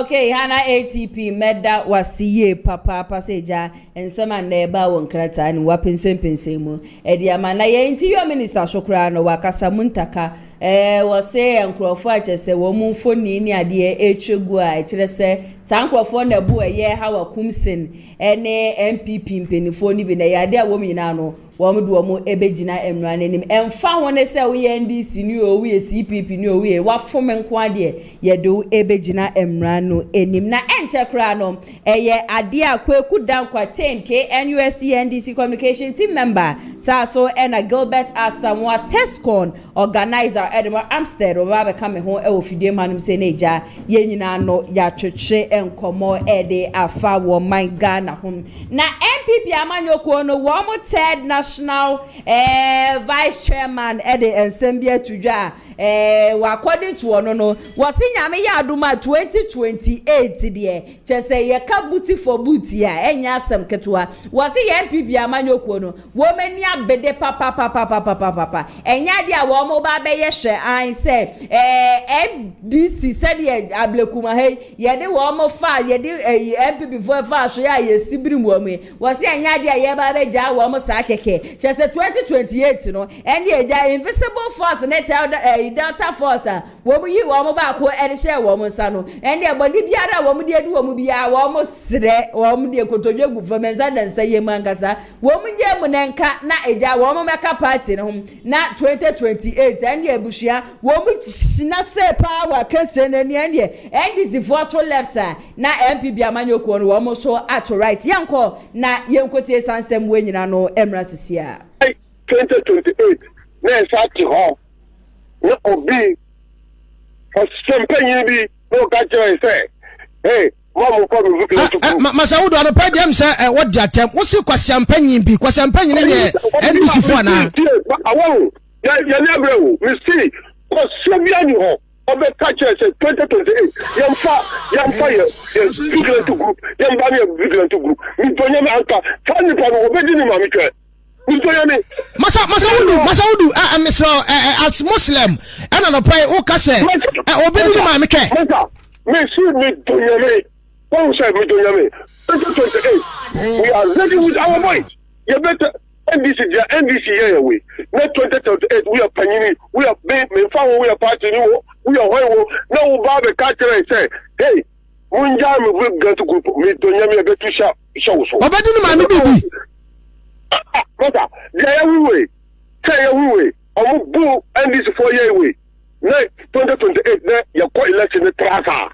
Ya bodon fo ana na mo po akwa no mo po akwa no mo ntima mo ani o mo ma me bi na mo opposition tie ya no abotre e wono en NDC ya di agro NDC fo amu nya campaign 2024 NDC campaign by no mo ye o mo ye campaign bia o mo nam akoko kitin 24 hour economy up to day o mo to be explain no o mo ye o mo koyi to motos omu promoto kase ema omu boys eto tuo ema omu boys but entale say go stand cock shoot omu nyina omu videos wo ho boys no omu ye ni nyina what is say oma arrest the papa kokora na inde na 2028 election na start ho to say mba na sorry say your for election no yeah okay see yeah me form platform we epa yeah vigilant group ni nyina ya pa omu achaw say adia ya no yampanyfo ni dampere ye no na ya bonipa this time around me slow omo with the NDC for year ya better no mu nyina enye only train will resource them and give them protection so that if the NDC come out with their vigilant group our boys will face them but ndura basentale na moto osi omo nyina mbra odo obeba ho ta no wu basentale wu fight ko obetema fight unam no moto eka kwasi asem say omumpie omutiki omutidie na udi huno mesi basentale ye bema election ba already dia oye 2024 no on try no say abi 2028 and any subsequent election no obetiba yesa I'm telling you share your voice. Na to le bia ya na mebisa me ho se NPP amanyoko executives ni bi wo hono ma wo mo fa wo mo efrihi because say utie a whole third national vice chairman na utasa wo granting interviewer we asia fa na bebie wo bi etie na a whole executive of NPP wo gina hono e ka se wo bi bedi ne ma me bi chese adwene de abusua question mark wo ho NPP akare na yenim no we are seeing the different NPP together but ye bompa ye say nyame adoma on the 19th of July wo mo conference a wo mo beko no niema papa be pie free maba na wo mo be decide say sisi an ye ntu free soro mma fom ne ye to free fom mbom akosoro na saa nkrofo na wo mu fom honom no wo mu half nyina no ya pam mo edi free honom be bedwafo enya atena siasa memo wo mo akwa abashonko edi aba showdown jumedie so mba mama mu nyina akwa aba oh that's it bibi abako de bibi abako na yeda oba de na da yeda oba de na se na kweku dankwa menya ne ntie sisi alope communication officer yes hopeful 2025 eja meta wechi bibi abe fine bibi abe fine why ready pa but in fact eja wo mom dey showdown dey ye no wa and boy in fact who boy ejuma and I met me edi dance say you deserve that position. The aka the aka say members no kwa koto yeah very sure yeah be dedicate show that their campaign as also a Gilbert presidential president aspirants okay mama fast why do you me promote now pre aspirant me pese benya asem aban de awie we de awie but ochinanko oh menya so be ka say also your president so when your president and then I that's you go so aye boy adwuma kaka ntino ye wa ha okay I'm said Tescon president hopeful 2025 nyakopon enti emu nyina mo mpa ebo na oma mo wishes na no enti me embre mo meje di say mama sha asian free Gilbert onum eni am akosen e wo NPP party no na ne oma de ekoso kama bibia eda na akon pepepe but ya na atesem ne doso and I don't know the reason why ya NPP nkuano ni pani wo ye ho okay ebebu o say dia bibi na oso takache pacho boy me ana de eni dudu osan echi no se de de eni dudu odi echi ne so takache I say bibi oso takache so dudu eni sand oso takache we dudu eni mo takache bia mo bone na doso enye e bone na doso nche MPP amanyoko ni amanyoko bia won se okasana okakasem na emede won se enyansafo okuo ni eni ko ni eku a nimdefo enye buklon kwa ebefie nyansa ebe nkrata ebe bukuma MPP amanyoko ni number 1 and we ask dem bia me kan asem say wotimi nya ade bi won se ye ohia ani wosika wotimi nya two parties a we ni nyansa we nsusu ni nyansa enye adwuma sa enti no MPP amanyoko ni de ye solid adwene wo honom enti two things opposite negative positive enti any positive amanyoko ni Ghana no enti na de na negative no one so omo amunim ene omo amunim okay enti so na wo ka asem se ne oma be na ekoso MPP mu na me ka se dodo ani sa do so takache na on se ba MPP amanyoko ni ma eye ne oma mienu miense bi pe na intimi enkikansi eni se kwa se yewra kufonso dia ba bebuma na me bana metie no cassette 8 years e ba power man na man ho bibia na bibia sa ebia enye sa na ebia moma fa no be da wosimi ka no nye sa na wo patch because obi e chemu different sa say nya power kra ya nko papa na ase ene na nkodi nkomoda ya anje advice bi en free no da menye sa metie papa ne kasa na enye saa na e patche o won se nana ya wadi bo no ma obetimi age afutu afi obi onom it can be say bi papa no pese odi nkomo bi but enye se ne amoma fa no nti e mo no nti na maybe say se ne yen yete no no e na yen ye ka man ti ne ye na mamu chi ma video wa ha ono akasa ebie na no akasa MPP amanyoko ni they have neglected him and then making him feel say as a party no won ka party ni hu bio o kan ya akura se bu be se ya fa ne sese bi o ye pani aje se wodidi wi a na ne wi afi kura se wodidi pe ye na you sit here and tell me say yes and o pa genti ebie na wo na wonim se ne o pa genti na mama wa kwenya ne se chire se de no opa chire nti engan jam say we should wait for him to explain. He has said whatever he wants to say already. Na on say me bana me tikem na me hwam online na man bitia na me face na mo friend na odi nko bi say onya MPP ni ana no church ensansem ni bi na say me say baya na munja ma ye no kuma no na ya ye na mama wa kwenya ne se chire mu me time nti chire mu ti sa sama nana kufuor king ya sembu on ma ya obium ba me be se me mama ti ase se mo amosi munye nku ba ma mu ntabi na de I am a journalist and you cannot tell me what to say. No, I'm not talking about you. I'm talking about the man. Okay. Osi onye MPP ni. Inside the inside onye MPP for asma bana chukuru. Are you not Ghanaian? No, when it comes to Ghana. Okay. And then me know about to train komo. Onye NDC ni. Me MPP. We MPP. They are going to tell me say if there is something going on in this country, na NDC amana was wunke bia na. Sa asem na kufuor kana ye eku na sem. Na we different between body no ekuo nipa ati ase ani enum kuo no bi no ye members ni bo na we are not close to them so e so the media so nti e ba no chese obi anfa na no matumi man e ka so onya MPP ni onya MPP na when it comes to NDC and MPP o man asem de obi atim na no tum because your mind nya e dia but ekuo ni the MPP foku kwaku dankwa never ko say na won ti ase e kwa beti ase ansana medical can one say you see the problem with the MPP one say Kufuor na kana they will take it go back and do their homework and then now omoni na akot na se no oma church and say mo chere no you see the angle they are coming from but well say my fire number 2 intimidate me journalist because me self there also me the negative side so you don't have the right so I don't have the right to talk about it okay ade have two media space say obi an no they say we don't have the right to talk about it okay now, well what can we say inside that well what video? Can we say so say MP we should really talk about it fine after all they are a micro minority. You know, Masem crowd they say Muka cry Ghana for cry say Muka and Kobe bia. So what can we say? But all the same, Yenja Masem Mamuna Mufanya Muho. But Kufuor is somebody that we all respect. You know, me as an advice to a young politician like you are, Kufuor can be saying, when you get the opportunity to speak to people, you tell them that, and you let everybody know, say, Kufuor is somebody that we are from, but at least Kufuor is somebody that we can't neglect. And I will be cast on from you. a But topic for discussion. Remember, no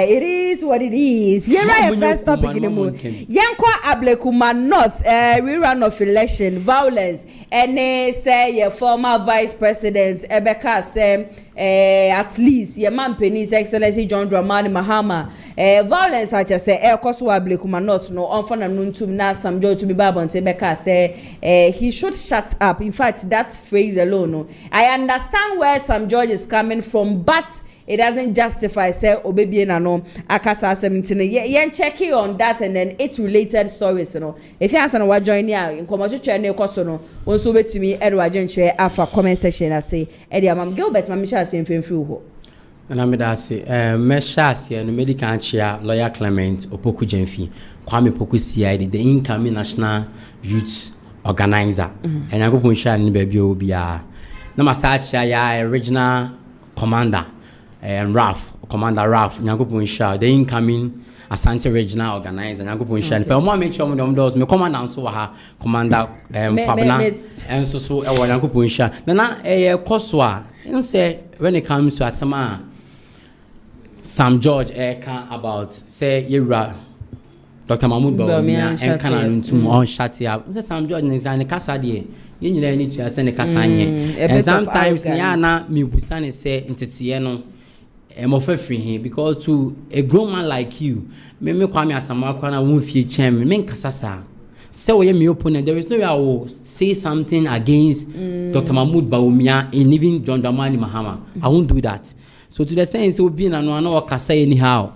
Na so say elder ewo Archbishop Ajinasari sorry. Nti ana ye me ho kakra wa pa hwehwe mu yi ansa na wahu ne elder sem ne hwe sem o ka found nti se ebi asipan na o mo ka se o ebi si wo Ayowaso West election no ma police will be born ne ade e wo duru anya obi ade anya NPP for there ye cassette yaye en sa ne o man etokoso a democracy kebima mi kebima mu ne ye ye se no nti se ne e dru NPP force ne abo a okumsin ono abo a okumsin na ye deputy national organizer and so mo do mo nsa akeka no na ye kassetia na Dr. Mahmoud Bawumia ka se enye emboa ye kemma yenka bi na enti we nipa bi a opese wo chairman se odwe oman ne ho enti ebi esipenti ye man nton koso a ne nka se akwatia ye baba be ko nso ye be koso akwa esa ade no na kemma minka bi mamu ne ye se no ma ye ma politics ni di etrim bebre ana to me and the team bebre 8 years crab na 4 years ma NDC for mfa ne say omanya power omatwa 6 months emre ne kwa na ekon ebre ne beso sisi a mo mfa to me show mo nsem kokoti ochena watiwe ochena yiwe afiwo ochena buwe ya yesi 8 years crab na 4 years enti we ka sansem na Sam George kasasa me fa ba bi no nyansanim eno yo panyima ne kasasa eye kemma mi kemi amamu no ana mpese omo se no ende bia me ba bia na anta me catch say NDC amanyo koni pese kemma mi kemi amamu no mpese omo se no because ne omo mu ye nyina che se mpese omo se no no mo de Ghana kwa ohihiem omo de ntokwa e ba oman ne so chief justice ye ko ye saki we ye buwe ye chi adenta kumi ye tata untumi a omo nyina so ye Ghana fo hwe kwa mo fa so mo treat Ghanaians enti wo gidi sent do betina akonya ne so a kopim se yesu beba na emre ne besesa to me ne besesa endi mu nsema forever enti no omo nhwe omo nyoma biye na omo tutu omo nyoma biye na asema me ka hwe omo no okay kweku dan committee also submission on that Sam George ultimo his honorable Sam George or you can see say he's talking out of pain but the word shut up no using it there I wouldn't use it especially for a former vice president. When he did Brenner with doing, I wouldn't use it. So the phrase no, but maybe our Kasafi he's talking out of pain because already see 2019 ye bono ono kra de na enye internal security and I say thugs na SWAT for ankasa and a bono. The SWAT person came out of the car, gave him a slap na baku emani blow. The video is there. You can see he's talking out of pain, and the reason why he's directing it at Baumia is because we called out for it. The NDC, we when Baumia said he has what committee Sam George now the year no, and Obeka said team I'm on a report. Till date, the report nothing was done about it, or the report wasn't even published.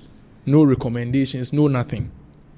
So he's talking out of pain because a whole member of parliament, I won't say just a common SWAT because he's a person, but SWAT near. I mean, a whole legislator will be a bonasuma for talking or something. But all the same, electoral violence, it is not good, irrespective of where it's coming from. I'm sure in the next topics, other matters, but electoral violence, but Sam George, he's talking out of pain. But the word "shut up," I wouldn't.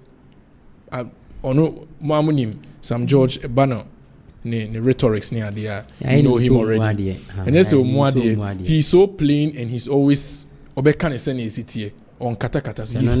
He says it, and he wants to say "shut up," and that's why he said it. But I wouldn't use it. Okay, so because you wouldn't use it, and moreover, the person being a former vice president, even though it's coming from pain or yes, I wouldn't use it. But anyone say yes, that's what I'm saying. Okay, so Yenshen is saying, NPP so are you ready? Said they are going to retaliate on what happened at Ablekuma North. And from sources, you say Ablekuma North in 19 constituencies, how much more they want to retaliate. That's what they are saying. Oshe de esiyena. Oshe na uhu de esiyena. Me, I want to say, if you want to use Hawa Kumsin as an example, as a whole former member of parliament, and a minister, even a minister of fisheries, what are you doing near a polling station? Otowaberia, you have no business doing there. And you know, sir, elections is something that is so delicate.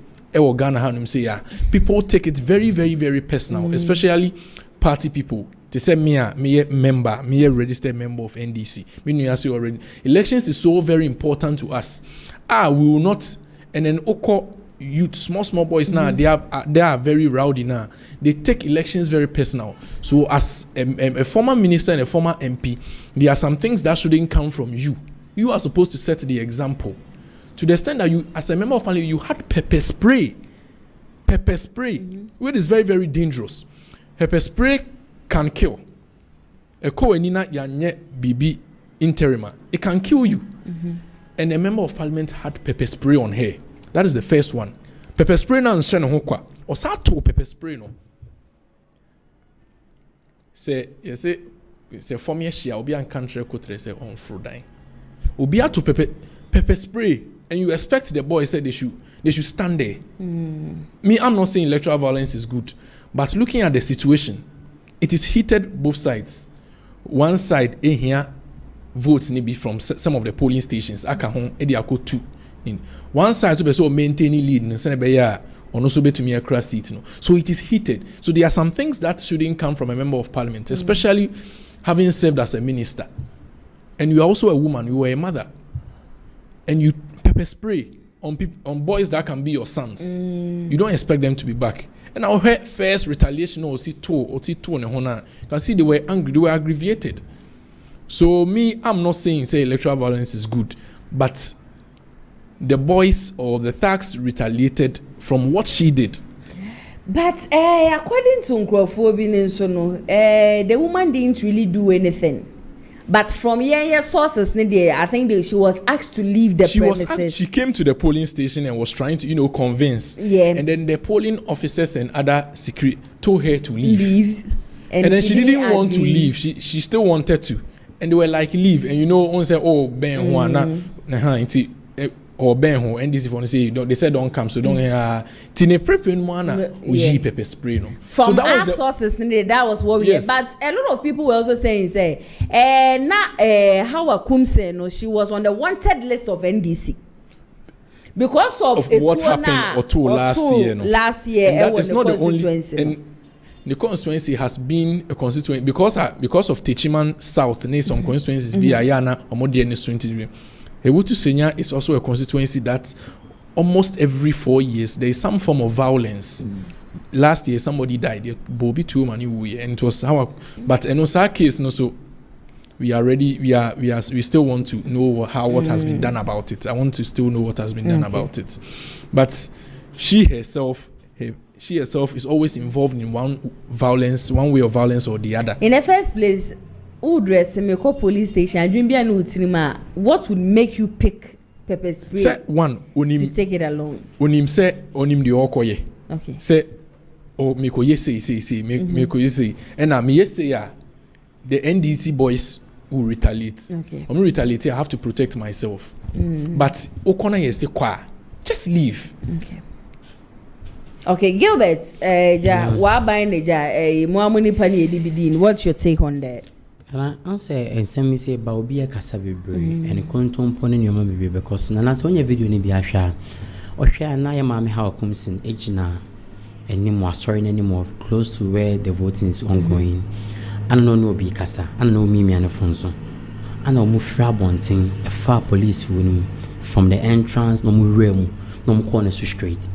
So Nana, I ain't find a trace with you pepper spray. I ain't find a tray. Okay, that is what I'm saying. From the reports, it was a yes. And I ain't no ever say now. Or more because some they are 20 pounds. So I'm almost there. They eat charm. Video no ho. Mammy name pepper spray. O Jano me and Afonso. I know more frabonting by. Send a name say or more than NATO or molest so. Said this woman you beat him. You beat her. Or more than NATO soon. And see a year or time crew have no more than my man atom. Okay. And yes, sir, we pepper spray and as well. She video name in your biashe. But don't be so mechan some the idea. Eddie. I can't I'm an almost my idea. And you know, sometimes they be a me can say because we share Anita the Susu or more former vice chairperson. On the card, I can say NPP for you to travel for a chain. NDC for you to travel for chain NPP. Which is NDC for you to travel for chain NPP. Well, but no by election be a course or the cap of fair nipemu and maybe we just imagine. NDC among your corner your mother and say, Omo dear baby assume the ono, Omumpe. Omo ba so baba bikum. Omo no ma say. That's what they are there for. Okay. I think it's no be the baby, mammy penny Johnny baby. Now free baby about to shine so. When you pepper spray bia. When you pepper spray bia. Video ni honum. Time when you pepper spray. Time when you pushing it into for you pepper spray be. There's nothing like that. But according to this lady, I think she also contested Adenta according to her, she said some mini use pepper spray. The video is okay, there. so if that as at the time she was being attacked, she used the pepper spray. So the woman was just standing there using her phone talking to someone, and you just came to push him, to rush him. So what do you want her to do? Oh, but if it was you, no. So if me, I didn't see the pepper spray, but if the woman used the pepper spray, just check the video from the first angle. She was just standing there talking to someone. Video not original. All right. And leave. And from me personally, I've seen about 4 different scenes or angles. It's Ebiana, dear Wono, and moreover, the people that were captured, I am not sure different people. A video, no, I'm into videography and photography. Video, no, beginning, no, 2 angles now about one thing, 3 angles, no, now, okay, you see anymore. I say production. We say make us free and see ya. It's nothing say education. There be the same I'm thing. not talking about say education. But most times say BBC or on capture. But the moment that is when the person from Akosia Menu being an MPP member confirm and say okay, so use pepper spray. So you pepper spray. I'm saying it's a first video before so me rushing to other side in the first video. Even say a first video. Camera 1. Obey super pepper spray in the crown and that's what better form no. That one you were just standing there. Ojina ho Ojina on my own yeshi. Give us all move to other side na or that form. And also video whole. Others entino nipa no Johnny baby. And the thing say NDC for Eddie ma me no ho adwena hye ntim so mo de ntokwa na mo ye de omo pe. Nti omo ba se omo ba bo ma me no. Omo de krofo bi ti because basentali kan also omo ye ka me kekeke. We di ya ye ke. But omo ye kekeke. That means ntokwa. Ana make can say me Ghana form NTSS kemma me nka bia me mu no pese omo se no. Na ka abato de den na nka party ni mu de omo amiba omo security ba. Abato de to a wow ba obi a wo na obeto aba. Anaso be hwe bi akọ. But they say the party need the more to me basentali kuta knife. Those knife no mo twini see ni bi e de aba boys di nachi. That means omo akasa wo mo ami. Da ben na Ghana do sa. Da ben na Ghana do sa. Police ami ana boy yabato on mine. Na e den ni to the sense party NDC for the boys ba akesefo abodefo ye ba be boban mo na mo boban.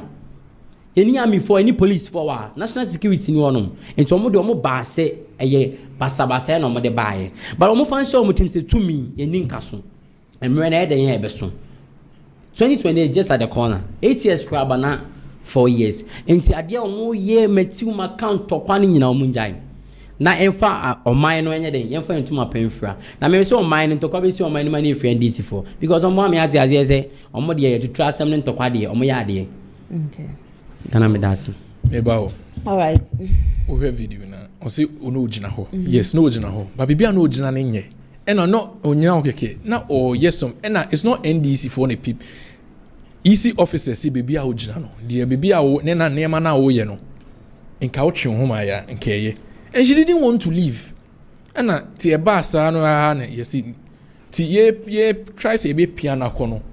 E no yi na. And that is not true. The video is okay, there. So this is the report. Or say, they literally charged at her. She mentioned seeing something that looked like the weapon, to which she immediately reached out for her pepper spray. She said if it wasn't for her pepper spray to slow their charge on her, she sure would have been worse than anticipated. Mind you, she didn't go to cause any confusion. That was main summer. So for the according to her, no, was it when she was asked to leave there, I think ye can baako wanko and yes I can mienu from menu ni submission and me reading yes I can mienu and also wanko the third time and I know who's a police officer no if you on and then she was told say obe to me only one security personnel and na era sorry honum no so when she realized that police for na free honum no and we point then no tell so obi ka say na how akum say no or we hen fa no so ohun say amanfo eba nti akane so mpin so dem ra show nsem na ko titi obi maame this is after voting what are you still doing at the police station? I'm going to say say no me obi fum kuma obi fum da police for me kasa de no police for na say onko police for na say onko na wan political violence is a no that one there but as a minister and former minister and former MP you know what is right. You've but contested it various. She brought it out of self-defense. Yes, NOUCN and so yes. But at the end of the day, Muntaka let's check our second topic for discussion. The blood will be on their hands. Patrick Ewuku blames EC for Ablekuma North chaos. Mamesha say if you go down. Ablekuma North chaos. We've been speaking out here. Say I can't watch them. The blood will be on their hands. We just thank God say Ubia answering nkwa. That is the fair. And then the ECs did their best. Theirs is to conduct the elections. Security is in charge of the police. So and Muntaka says we are waiting for a report and we are waiting to say Yebi who BB.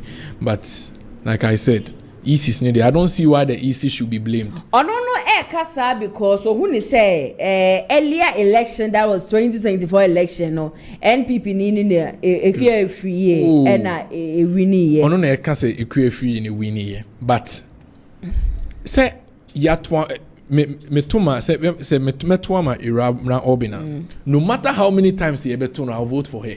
Okay. Metuma ekwe will say free. no matter how many times they ever by election. But who checking the vote difference from 2024? That was from most of the police stations. It was almost 414 difference. Not this way our rerun the vote is less than 300. The difference is less than even 200. So the goodwill has helped us. The goodwill of the NDC now Yasha say from January till now. No, we say Mahama Yadi, and it looks promising. Okay. Yadi, and then besides, Omar help send Mahama Nasha say, why don't we allow his MP to go to Parliament and get 2/3? Now intimi and continue good works now. You know. Does Mahama want to come the third time? No, we Mahama doesn't want to come any third time. Okay. That is out of democracy. Okay. Democracy is 2 things. MPP for now, person yes we are so no can say tia fan who dey so kebi mamin kebi. Democracy is democracy. Obianka third term who accept. Democracy is democracy. Having 2/3, you bet you decide. They say having 2/3 is parliament yes, but any year now you created 2/3 in my home. We created the 2/3 at the polling station. 2/3 the NDC had was created by Ghanaians themselves. In the history, we see that more Kwabre South Kotoye, offense one Kotoye, Omotu say NDC, we give you 2/3 because MPP MPs nenyadie. Ebit me ko share abrochi more than 1 year to 2 years. So we don't like her again. Let's bring Faustina. They brought Faustina. Almost say Mali di anyadie. We want John Dumelo. He is better. They brought Ghana for now need 2/3 in share in same. And we are and we are 4 years. Okay, Gilbert Mintie was also submission. Now, make say you be blame me. Yes, yeah. Patrick deserve say or blaming because then I see. Yera, I see don't get here. Can say them anyway. Use a long spoon to them. I feel the wide na sisan.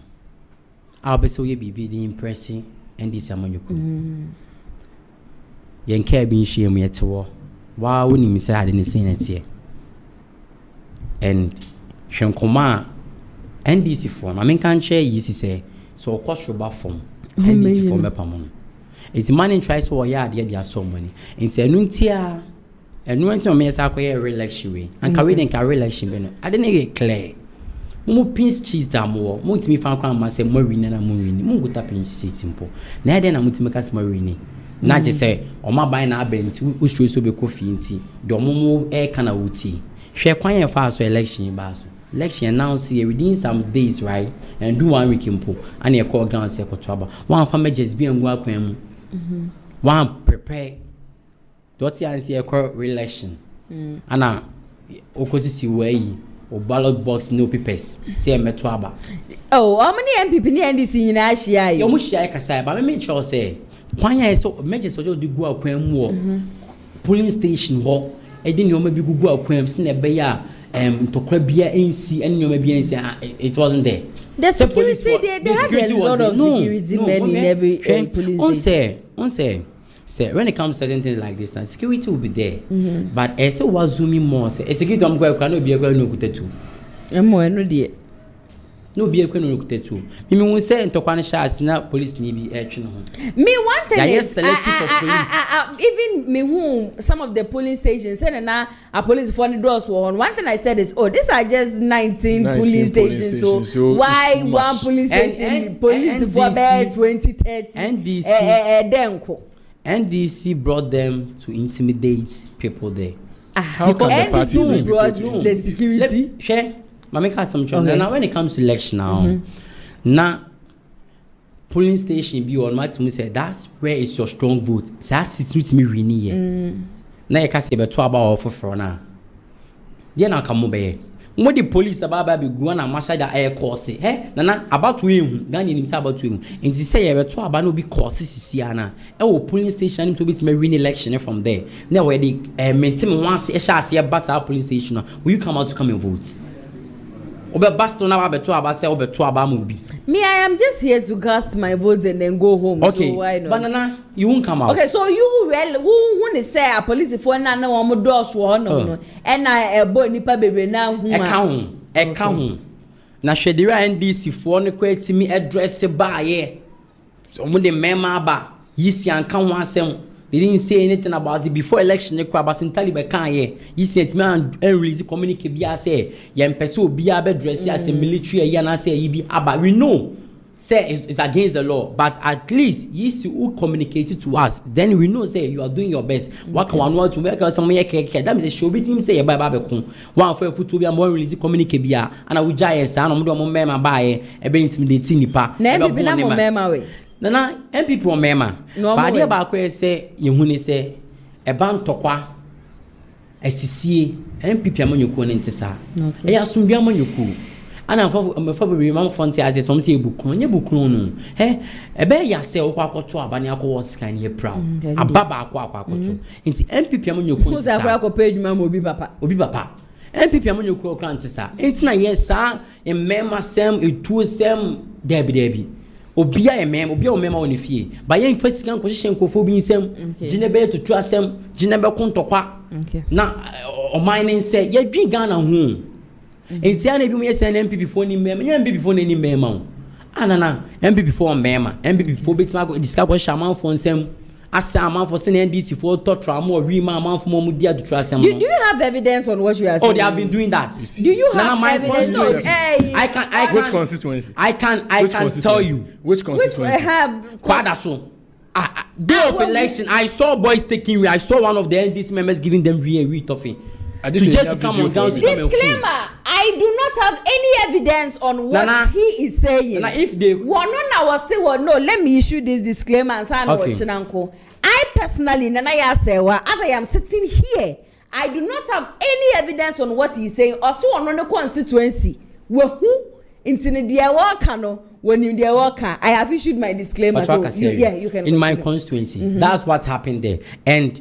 Sanyo money na emboa kebima me nkemia memu no o se obi ba go to wi 2 cities em obi ba so nkonu wi na ofan ko to trasem sanyo money say NPP phone tim ye bebetima bi ba ye dwen oman ne ho ye dwen oman ne ho na no ye du abato e ka say o ma be chiche sika me ya to aba ono abugina ho kasa ene omusu nche bie you are proud you are going to parliament and you are saying this so omunche sika ne fan to aba I will say it's against the law and you call yourself honorable member. Aba ko parliament na enyo mebi wonu ma na me enfa amanyo sem ton sem ye fa common sense ya kono na niema kakra bia na asesisi and ya temo but I am very sure say it will take up. Na Ghana for ni problem na so na because kasaman kasa. Oh, I thought you were done. No, okay. It's na e kasa ni o ma na emboa amanyosem emboa kemika me amamu enti muma ye ma yani na o mo obi mfa ne se MPP for na emre obi anya mere okromu a sure obi anya okromu a sometimes emu bi on me bia by election na bi sa na ye kwa bi be boa ye ho me hwe ma o metan ba bumi nkumi debe ebi ana makobo otu na mo wu ba wadwe ho madwe ho ma bi ho e da no manya ye di put in measures hu se enye nye tu ye ton ne 5000 oh to no alansisi oba so you can kill the person but yen twa say ye de ye di sanding to kwa be bo man ni mu obia betima ye sade ni bi obia betima ko fa mema but ye dwen o man no tinana and this for more money now no mo hwe de mo betima to man ni ye na ne o ma anya basa. Okay. I'm giving you just 1 minute. Yeah, just 1 minute. I can say for a record and I believe and I know that nothing of that sort has happened in Kwadaso constituency. I don't believe, and I'm sure that it is not true. It's better and right now that there is no, and right now that you don't have any evidence, I can beat my chest and say you are lying. On a national TV station, I can beat my chest and say you are lying because you don't have any evidence. Because we will not share weed to any boy. Because even right now the youth employment agencies right now champion anti-drug abuse. So there is no instance that will give we to somebody to go and vote. Nipano sebe. If something is wrong with him, obe jiska instead of we. So what are you saying? Plus talking about the greater Accra regional minister Eka say Yechiska Chibi. She said they told her you people are sharing money to go and vote. That one, what are you saying? And Oka say almost ye cheska and almost unchebi and you almost unko chebi one ka say ye cheska or say almost say if they are saying we have shared money, they should go and share. And I'm quoting the regional minister, the Greater Accra regional minister, Honorable Linda. She said, if they are saying that we've shared money, then they also go and share. Share record now. Out of the election and there were no members who were going to vote. There were NPP people who were trying to do things one way or the other at the polling station. Honorable Brian Agyapong ne Huanka, Ken Agyapong Huanka, Baumia, because as soon as they went to observe, they left the polling station. How Akumsin didn't leave. Their national, I think, deputy youth organizer or organizer also didn't leave. They were trying to mess around over there, trying to say one or two things. Obi the Nenzaka, Honorable Brian Agyapong. No. Baumia, no. Ken Agyapong, no. Obi and Fan once and Uncle Obia. But if you study the trend of the three people that there are people who entered the polling station trying to do things that they were not supposed to do. And if people were supposed to go and vote, they will go and vote. They voted. And they voted to give us a 2/3 majority. Okay, you're right. Third topic for discussion. Friends of Ken TV, Kumasi Online TV, and also Thick TV. Once over to video agent share our comment section. I say Eddie Amayen. Ablekuma not rerun all infractions will be treated as criminal offences. Muntaka Gilbert, let me listen to your take on that. Okay, Honorable Muntaka's okay is very, very important, and Wakanya's Sampa. And go point Shano. Na managers for nano be kanesa tra ejaho so nano kanesa tra no jawa MPP manyuko eba power you take them on. Oh yes, I think Dr. Mahmoud Baumia Sokra aka. Yes, and the man omo mercy kanesa we have their pictures there, is online. They should take them on. No more metanta MPP NDC asimbia because hey nana me they be because me can democracy in the journal. And I mean papa no a military soldier. Okay. No mo ko Lebanon. Menyini ye bomb story pe me maame o se hawa ntokwane simiteni hu so is who say sometimes ye mu bi ye pese di amanyo se megine pese de ntokwa e ba oman ni ma o se hu bi da anke ye jain according to them mo say ye hu enti mamu ma ye de sa ne o manani enti say one abo kasa asem na on taking the one ne emfa mra ento ba bi e de mra eda. Oh, I think the Nesokra program bisa Nesokra wasa and I can't do it maka but here they see omofanya adwuma. Okay, ma o kan trasa ke said MPP time e Sam George dey ba wo mi abeka ya anya Sam sure. Oh, but those who are one omobo Sam George be seen there we man ye hwe. Form the pictures by anka see any pictures no photo. Say ko form of free. Girl bed. Na ye hu o me do money ma backle me kwa san ko from bo Sam George ye hu o mu. O me a policeman ye hu o mu. So to me share say asuma say na obintin dia. No kro be ka say wo ma te ko wo me the report ni aya. Ya te committee en ka say ye hu o mu ye gusu report. But na report na te. Report ye gusu say o do mo station o mu want na ye gusu yan hwehwe mu. Oh, and ka yo man say da hint no metima to aso. So maba.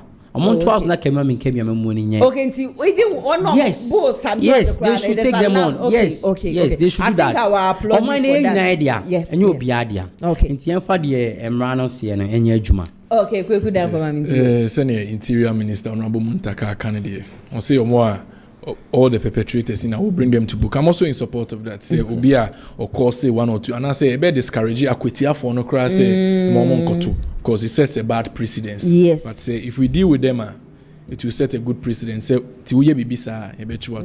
But of course, those things go through investigation. Tiye investigation na obi awaye bibia ni achina tum. In fact, I didn't cause no ebe ma akwetia the tension there would be very high. I believe said the voter turnout at Akwetia, if you see the political trend, now this I'm talking politics, not NDC or MPP, but the voter turnout, it won't be as expected because obi obekon adwuma that did be onye ibia obetumi akona adwuma obeka so hombeto because obe say ibia na bibia bisi.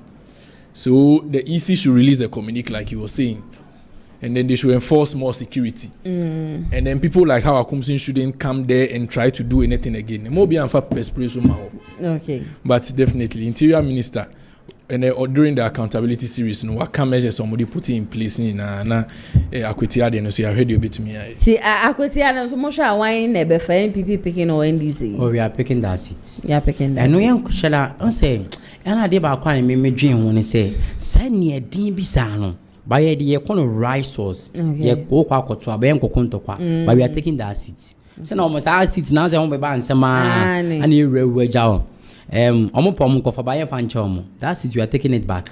Into your size in the air, fine jam on even that's it. I was so shocked. Mete say, you say, even after the time I NS committee arsenal, people were telling him, say, yeah, the by election, but you couldn't anything say. One say, now, Sir City, there was a problem. NS committee, I think Ansana will be frame on the crana on injunction near the Intina. I think it was just last month. Or so now, case near to me clear free why it me cast says you to me call parliament are we vindicated. And need 1 month or so, and then I think June I shall say no. Yes, and or the Ephraim, unfortunately, RIP. But the vote you may have votes margin now, and so from a political perspective, as an NDC person, so may have voter na gap nenso kakakre bi ma yetimi gye nti no we'll go to the by election again NDC so cry den NDC nka by election de mo ntan fa mo ho we na mo manya seat to third nti mo ja we mo ma na ye de politics yen kase ye ja bibie mo. We are looking for the development of Akwetia and we believe that NPP hasn't done well in Akwetia, so we want a different person, which is our person, to do well in Akwetia and give us more than 2/3 majority. To test the yenya, but of course yenya ba we say nam do don say nkwan. Let you say pokra no insio togum. Ti 184 no. Yenya ba ko kawa it doesn't change anything. But the by election I don't know your neck nin kan hwe. Your national executive's name for Bibiama out. But one more back say your chairman ka say we will go for it. We will go for it. Okay, say yentina baka. Just like you did at Ejeso. Say must stay back. Yes, stay back. Or didn't stay back. Oh, no. Ejeso John Kuma omo pull up omo sana nka akonya no nana omo stay back in how say saying Ejeso they didn't contest Ejeso by election it was NPP na ko yi Ediomi mom he was an NPP member and our cause independent Ejeso NDC contested Ediomi mom he even contested as an independent candidate into where so dey jamu hu omo bona we are waiting for chairman na say dunketi I want to be the final see on na kase ye contest ya na say ya free yan Crawford na che say ya Crawford be akabe sem phone nyanka ya there be me a free Crawford say o mo akweti ya no yesere mobile election so na mo sito yan mo nsan kotumaye. Okay, yeah, right. Final topic for discussion. Masha said you're free. Concerned miners accuses NDC executives, security officials of supporting illegal anti-galamsey task force. Me read that article and say almost say galamsey anti-galamsey task force ni illegal. The small scale miners ni omo ye ni ade. I feel say anything that you say, you back it with evidence. My boy, national vice chairman, Abanga Yakubu, and I think Joseph, and then and the national organizer to Joseph Yamin. Anything that you say in Ghana here, so you have to provide evidence. Say wakasa for the past 150 minutes to 1 hour, on provide the evidence. Provide evidence. But we didn't come with evidence because it's not part of our. Then don't say it. Only evidence. I don't talk. No, you say it and you come back later to come and prove it. Later, baby. Why do you see if you will come? You will come and prove it. We will come. Yes. You meet again. We will definitely meet again. Yes. But next time, we'll buy for fact, bruh. And I'm saying it wasn't part of the topic, so you can't come. You can't come with something different. Yes, you can't come with something. When you are coming to do a show like this, it's based on the topic, so you come with your evidence. So without that, it's not part of the so you can't bring it. They didn't know it was even coming up. I should have come with the video. But when you come and sit with Kweku Dankwa, if you don't have facts, don't come in. No, we are not talking about it. You just say this thing. You just say it and go and cut it and be like, I explode one. Oh no, I'm not doing what you are saying is not what we are talking about. You are saying listen. You are saying I should come with evidence, and I'm telling you, I just later. It wasn't part of the what of the people who are watching? What if the person is able to watch next time? No, that is why I'm telling you that I will come there here again with the evidence. No. Next time when you talk, anything you say it with evidence. No. Okay, let me just go straight. Let me just go straight to the point. I can't be 6 minutes. Anti-Galamsey task force. No, whatever they are saying, I'm gonna provide the evidence. No NDC executive, national executive, is involved in anything Galamsey. If we were involved in Galamsey, we wouldn't have set anti-Galamsey task force. What we are doing is to help the gold board. The anti-Galamsey task force is to help the gold board, and no national executive is involved in anything whatsoever. Okay, Gilbert, Maminti. Okay, Nana, me da say NPP petition there. Na ye kasa omo ye Galamsey, and omo ye bibi concerning mining, illegal mining, and na eno there the evidence ba. E do omo so there. Omo Galamsey for na omo site one na e di omo nkomo na no there yemfa evidence in bra evidence ni hono. Okay, ati se munim kontompo twa there e da masepa se munim kontompo twa. Hwe nana wonim se site bi e wo even o command council chairman chairman buga Tuba Obuga. Patriotic, you know what I'm talking about. That chairman have been doing Galamsey at off to Sunai Road, and the video is there. They have been doing Galamsey, and at the same time, you know, and some remote concerning that task force, the mobile sites on the idea, they will be taking money from them, either to stop them to tell them to stop the Galamsey. They will be taking money from them. They will be taking their excavators, their machines, and police aban no mo GGB egu mutum no mo asa share no mo Galamsey. Most of sites be brebe wo Kumasi and Ghana. They say NDC for take over. They are doing Galamsey everywhere. I don't know make us say. I think say akwa o mate board say wo chi obi na se nipa ne ye Galamsey a wo betumi aba 10%. So wa ade na wo ni wo no. 10%. Won take that board. Na 10%. Any fan say. Na 10% kra me. Na 10%. Na 10%. Any 20% to be fa there. Me fa 10% to 20% over 20. Over 20. Say we ko hu obi ye Galamsey me nua 20. O se mo ka akwaje 10. Nana adiebu ono ma omo kan omo ye crocodile John. Ana omo pese omo. Maybe 20 ni me wi anu makoka na maje 10 o ho no na ye 30. When it comes to certain like this, so you are playing your life into risk. So you can't do that. You can't take 10 kwa be ye hu be yi hu anase omo be sure anase o kwan to sanim. Nana they are doing all these things. Omo chama wo tu or Jessica omo ko site ani pe say you omo free or no. They are telling the omo do 1%. They are doing a lot of things there. So enya dey say obi enim say but the way I will make it will bold this 10% money you. Me say me refi chairman idin o man council road one e kwan pe no to Galamsey. Say we dey say obetimi na scout. Say we dey 10% so betimi na o yan Disney. Oh, and but at least okay. Unim do you say video. I am chairman e wo honom. I don't know anything of that sort. You say I am not saying mention the person. I'm asking you say chairman e wo hen fa constituency. So who is the chairman over there? I don't really know the chairman over there. Now when him do say video that guy why Rasta no. He's now following Mwakwahene nowadays fan. Me hu that guy. That guy no.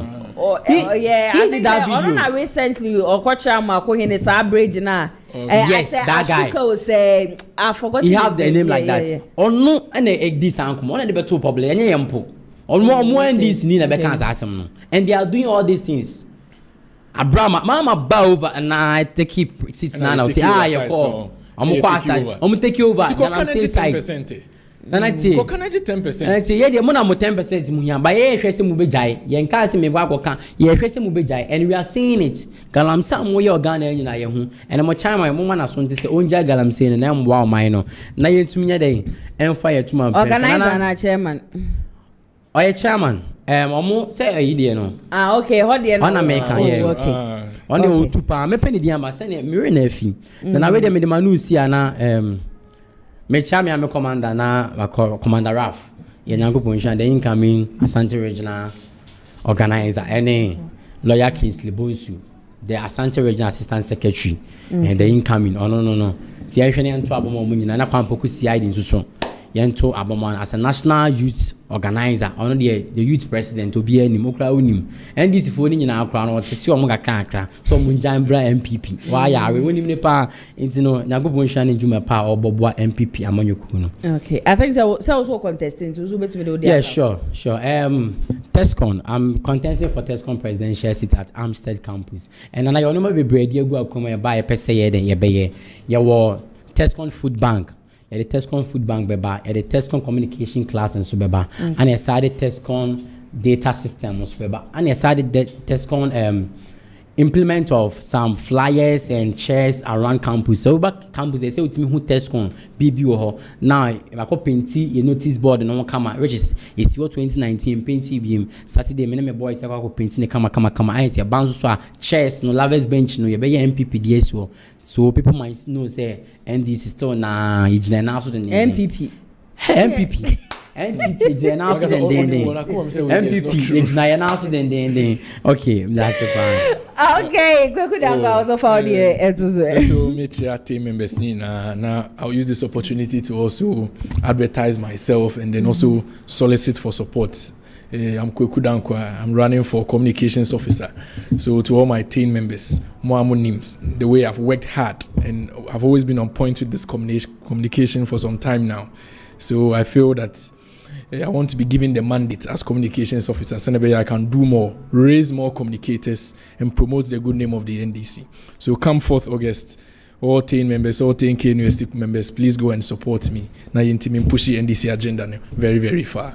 Okay, I think both of them, they've worked very hard and trust me, they really deserve it. Kweku Dankwa really deserves Obeba Beye communication officer. They are maintain KNUST because back to back, Obaha now wo kasa just say adebu hono no e kapa o di NDC anya ade so na nani abede na wo ye campaign mu odai ni ade nyina de NDC. So for this position he deserves the same as Samuel Gilbert or no so sa wa bo adwuma papa wo hwe said ye ndo obetena asekura busia nani abede a just say we defend NPP from 3 o'clock to 4 o'clock ebusia ye mra so aye ba be so him contesting as president for Amstead Tescon. He deserves it no more amobeko akoto abani nyina na mesrem ye papa se obema kokromoti no akasa ede ama Samuel Gilbert madam nyina so asese nensom yeto nsa efrem neja mobeka mo ho ade ekoso ewo mangana no ya twetwe ho enkomo mo so amo share yen live from Kumasi Online TV,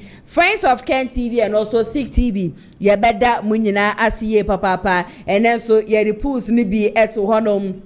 Dr. Mahmoud Bawumia enya 6%, Brian Agyapong enya 0 Sheyan Kasa. Ken Agyapong is still leading with 92% and then Honorable Yaw Educhum wono show enya 2%. Comment by yen show making kind be Eddie Amamo. We are going to vote for Ken Agyapong. No Ken, no vote. Without Ken Agyapong, NPP is finished. The greedy people never thought they would leave power.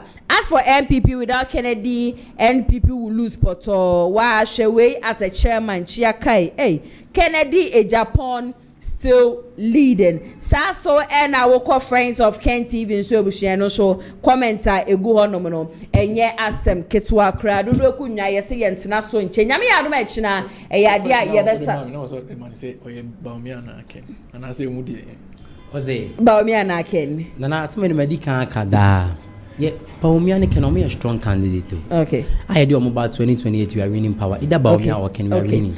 Okay. They are strong. So I would say that I was say whether Bawumia or Ken they are going to win power. Nti mo am joining here nyina no ye beda mo nyina as Maminda production team ni nyina say Hana ATP and the newspaper review no besem saso and a camera any MCR so Benedict executive producer Mr. Daniel Yebo me so am tena dwam any dwumedi ye besom mo me ene nana ya so when them special guest am to sa a friend no nana moja nyame adom a china ye besan so edi ehia exactly 2 p.m. Stay safe.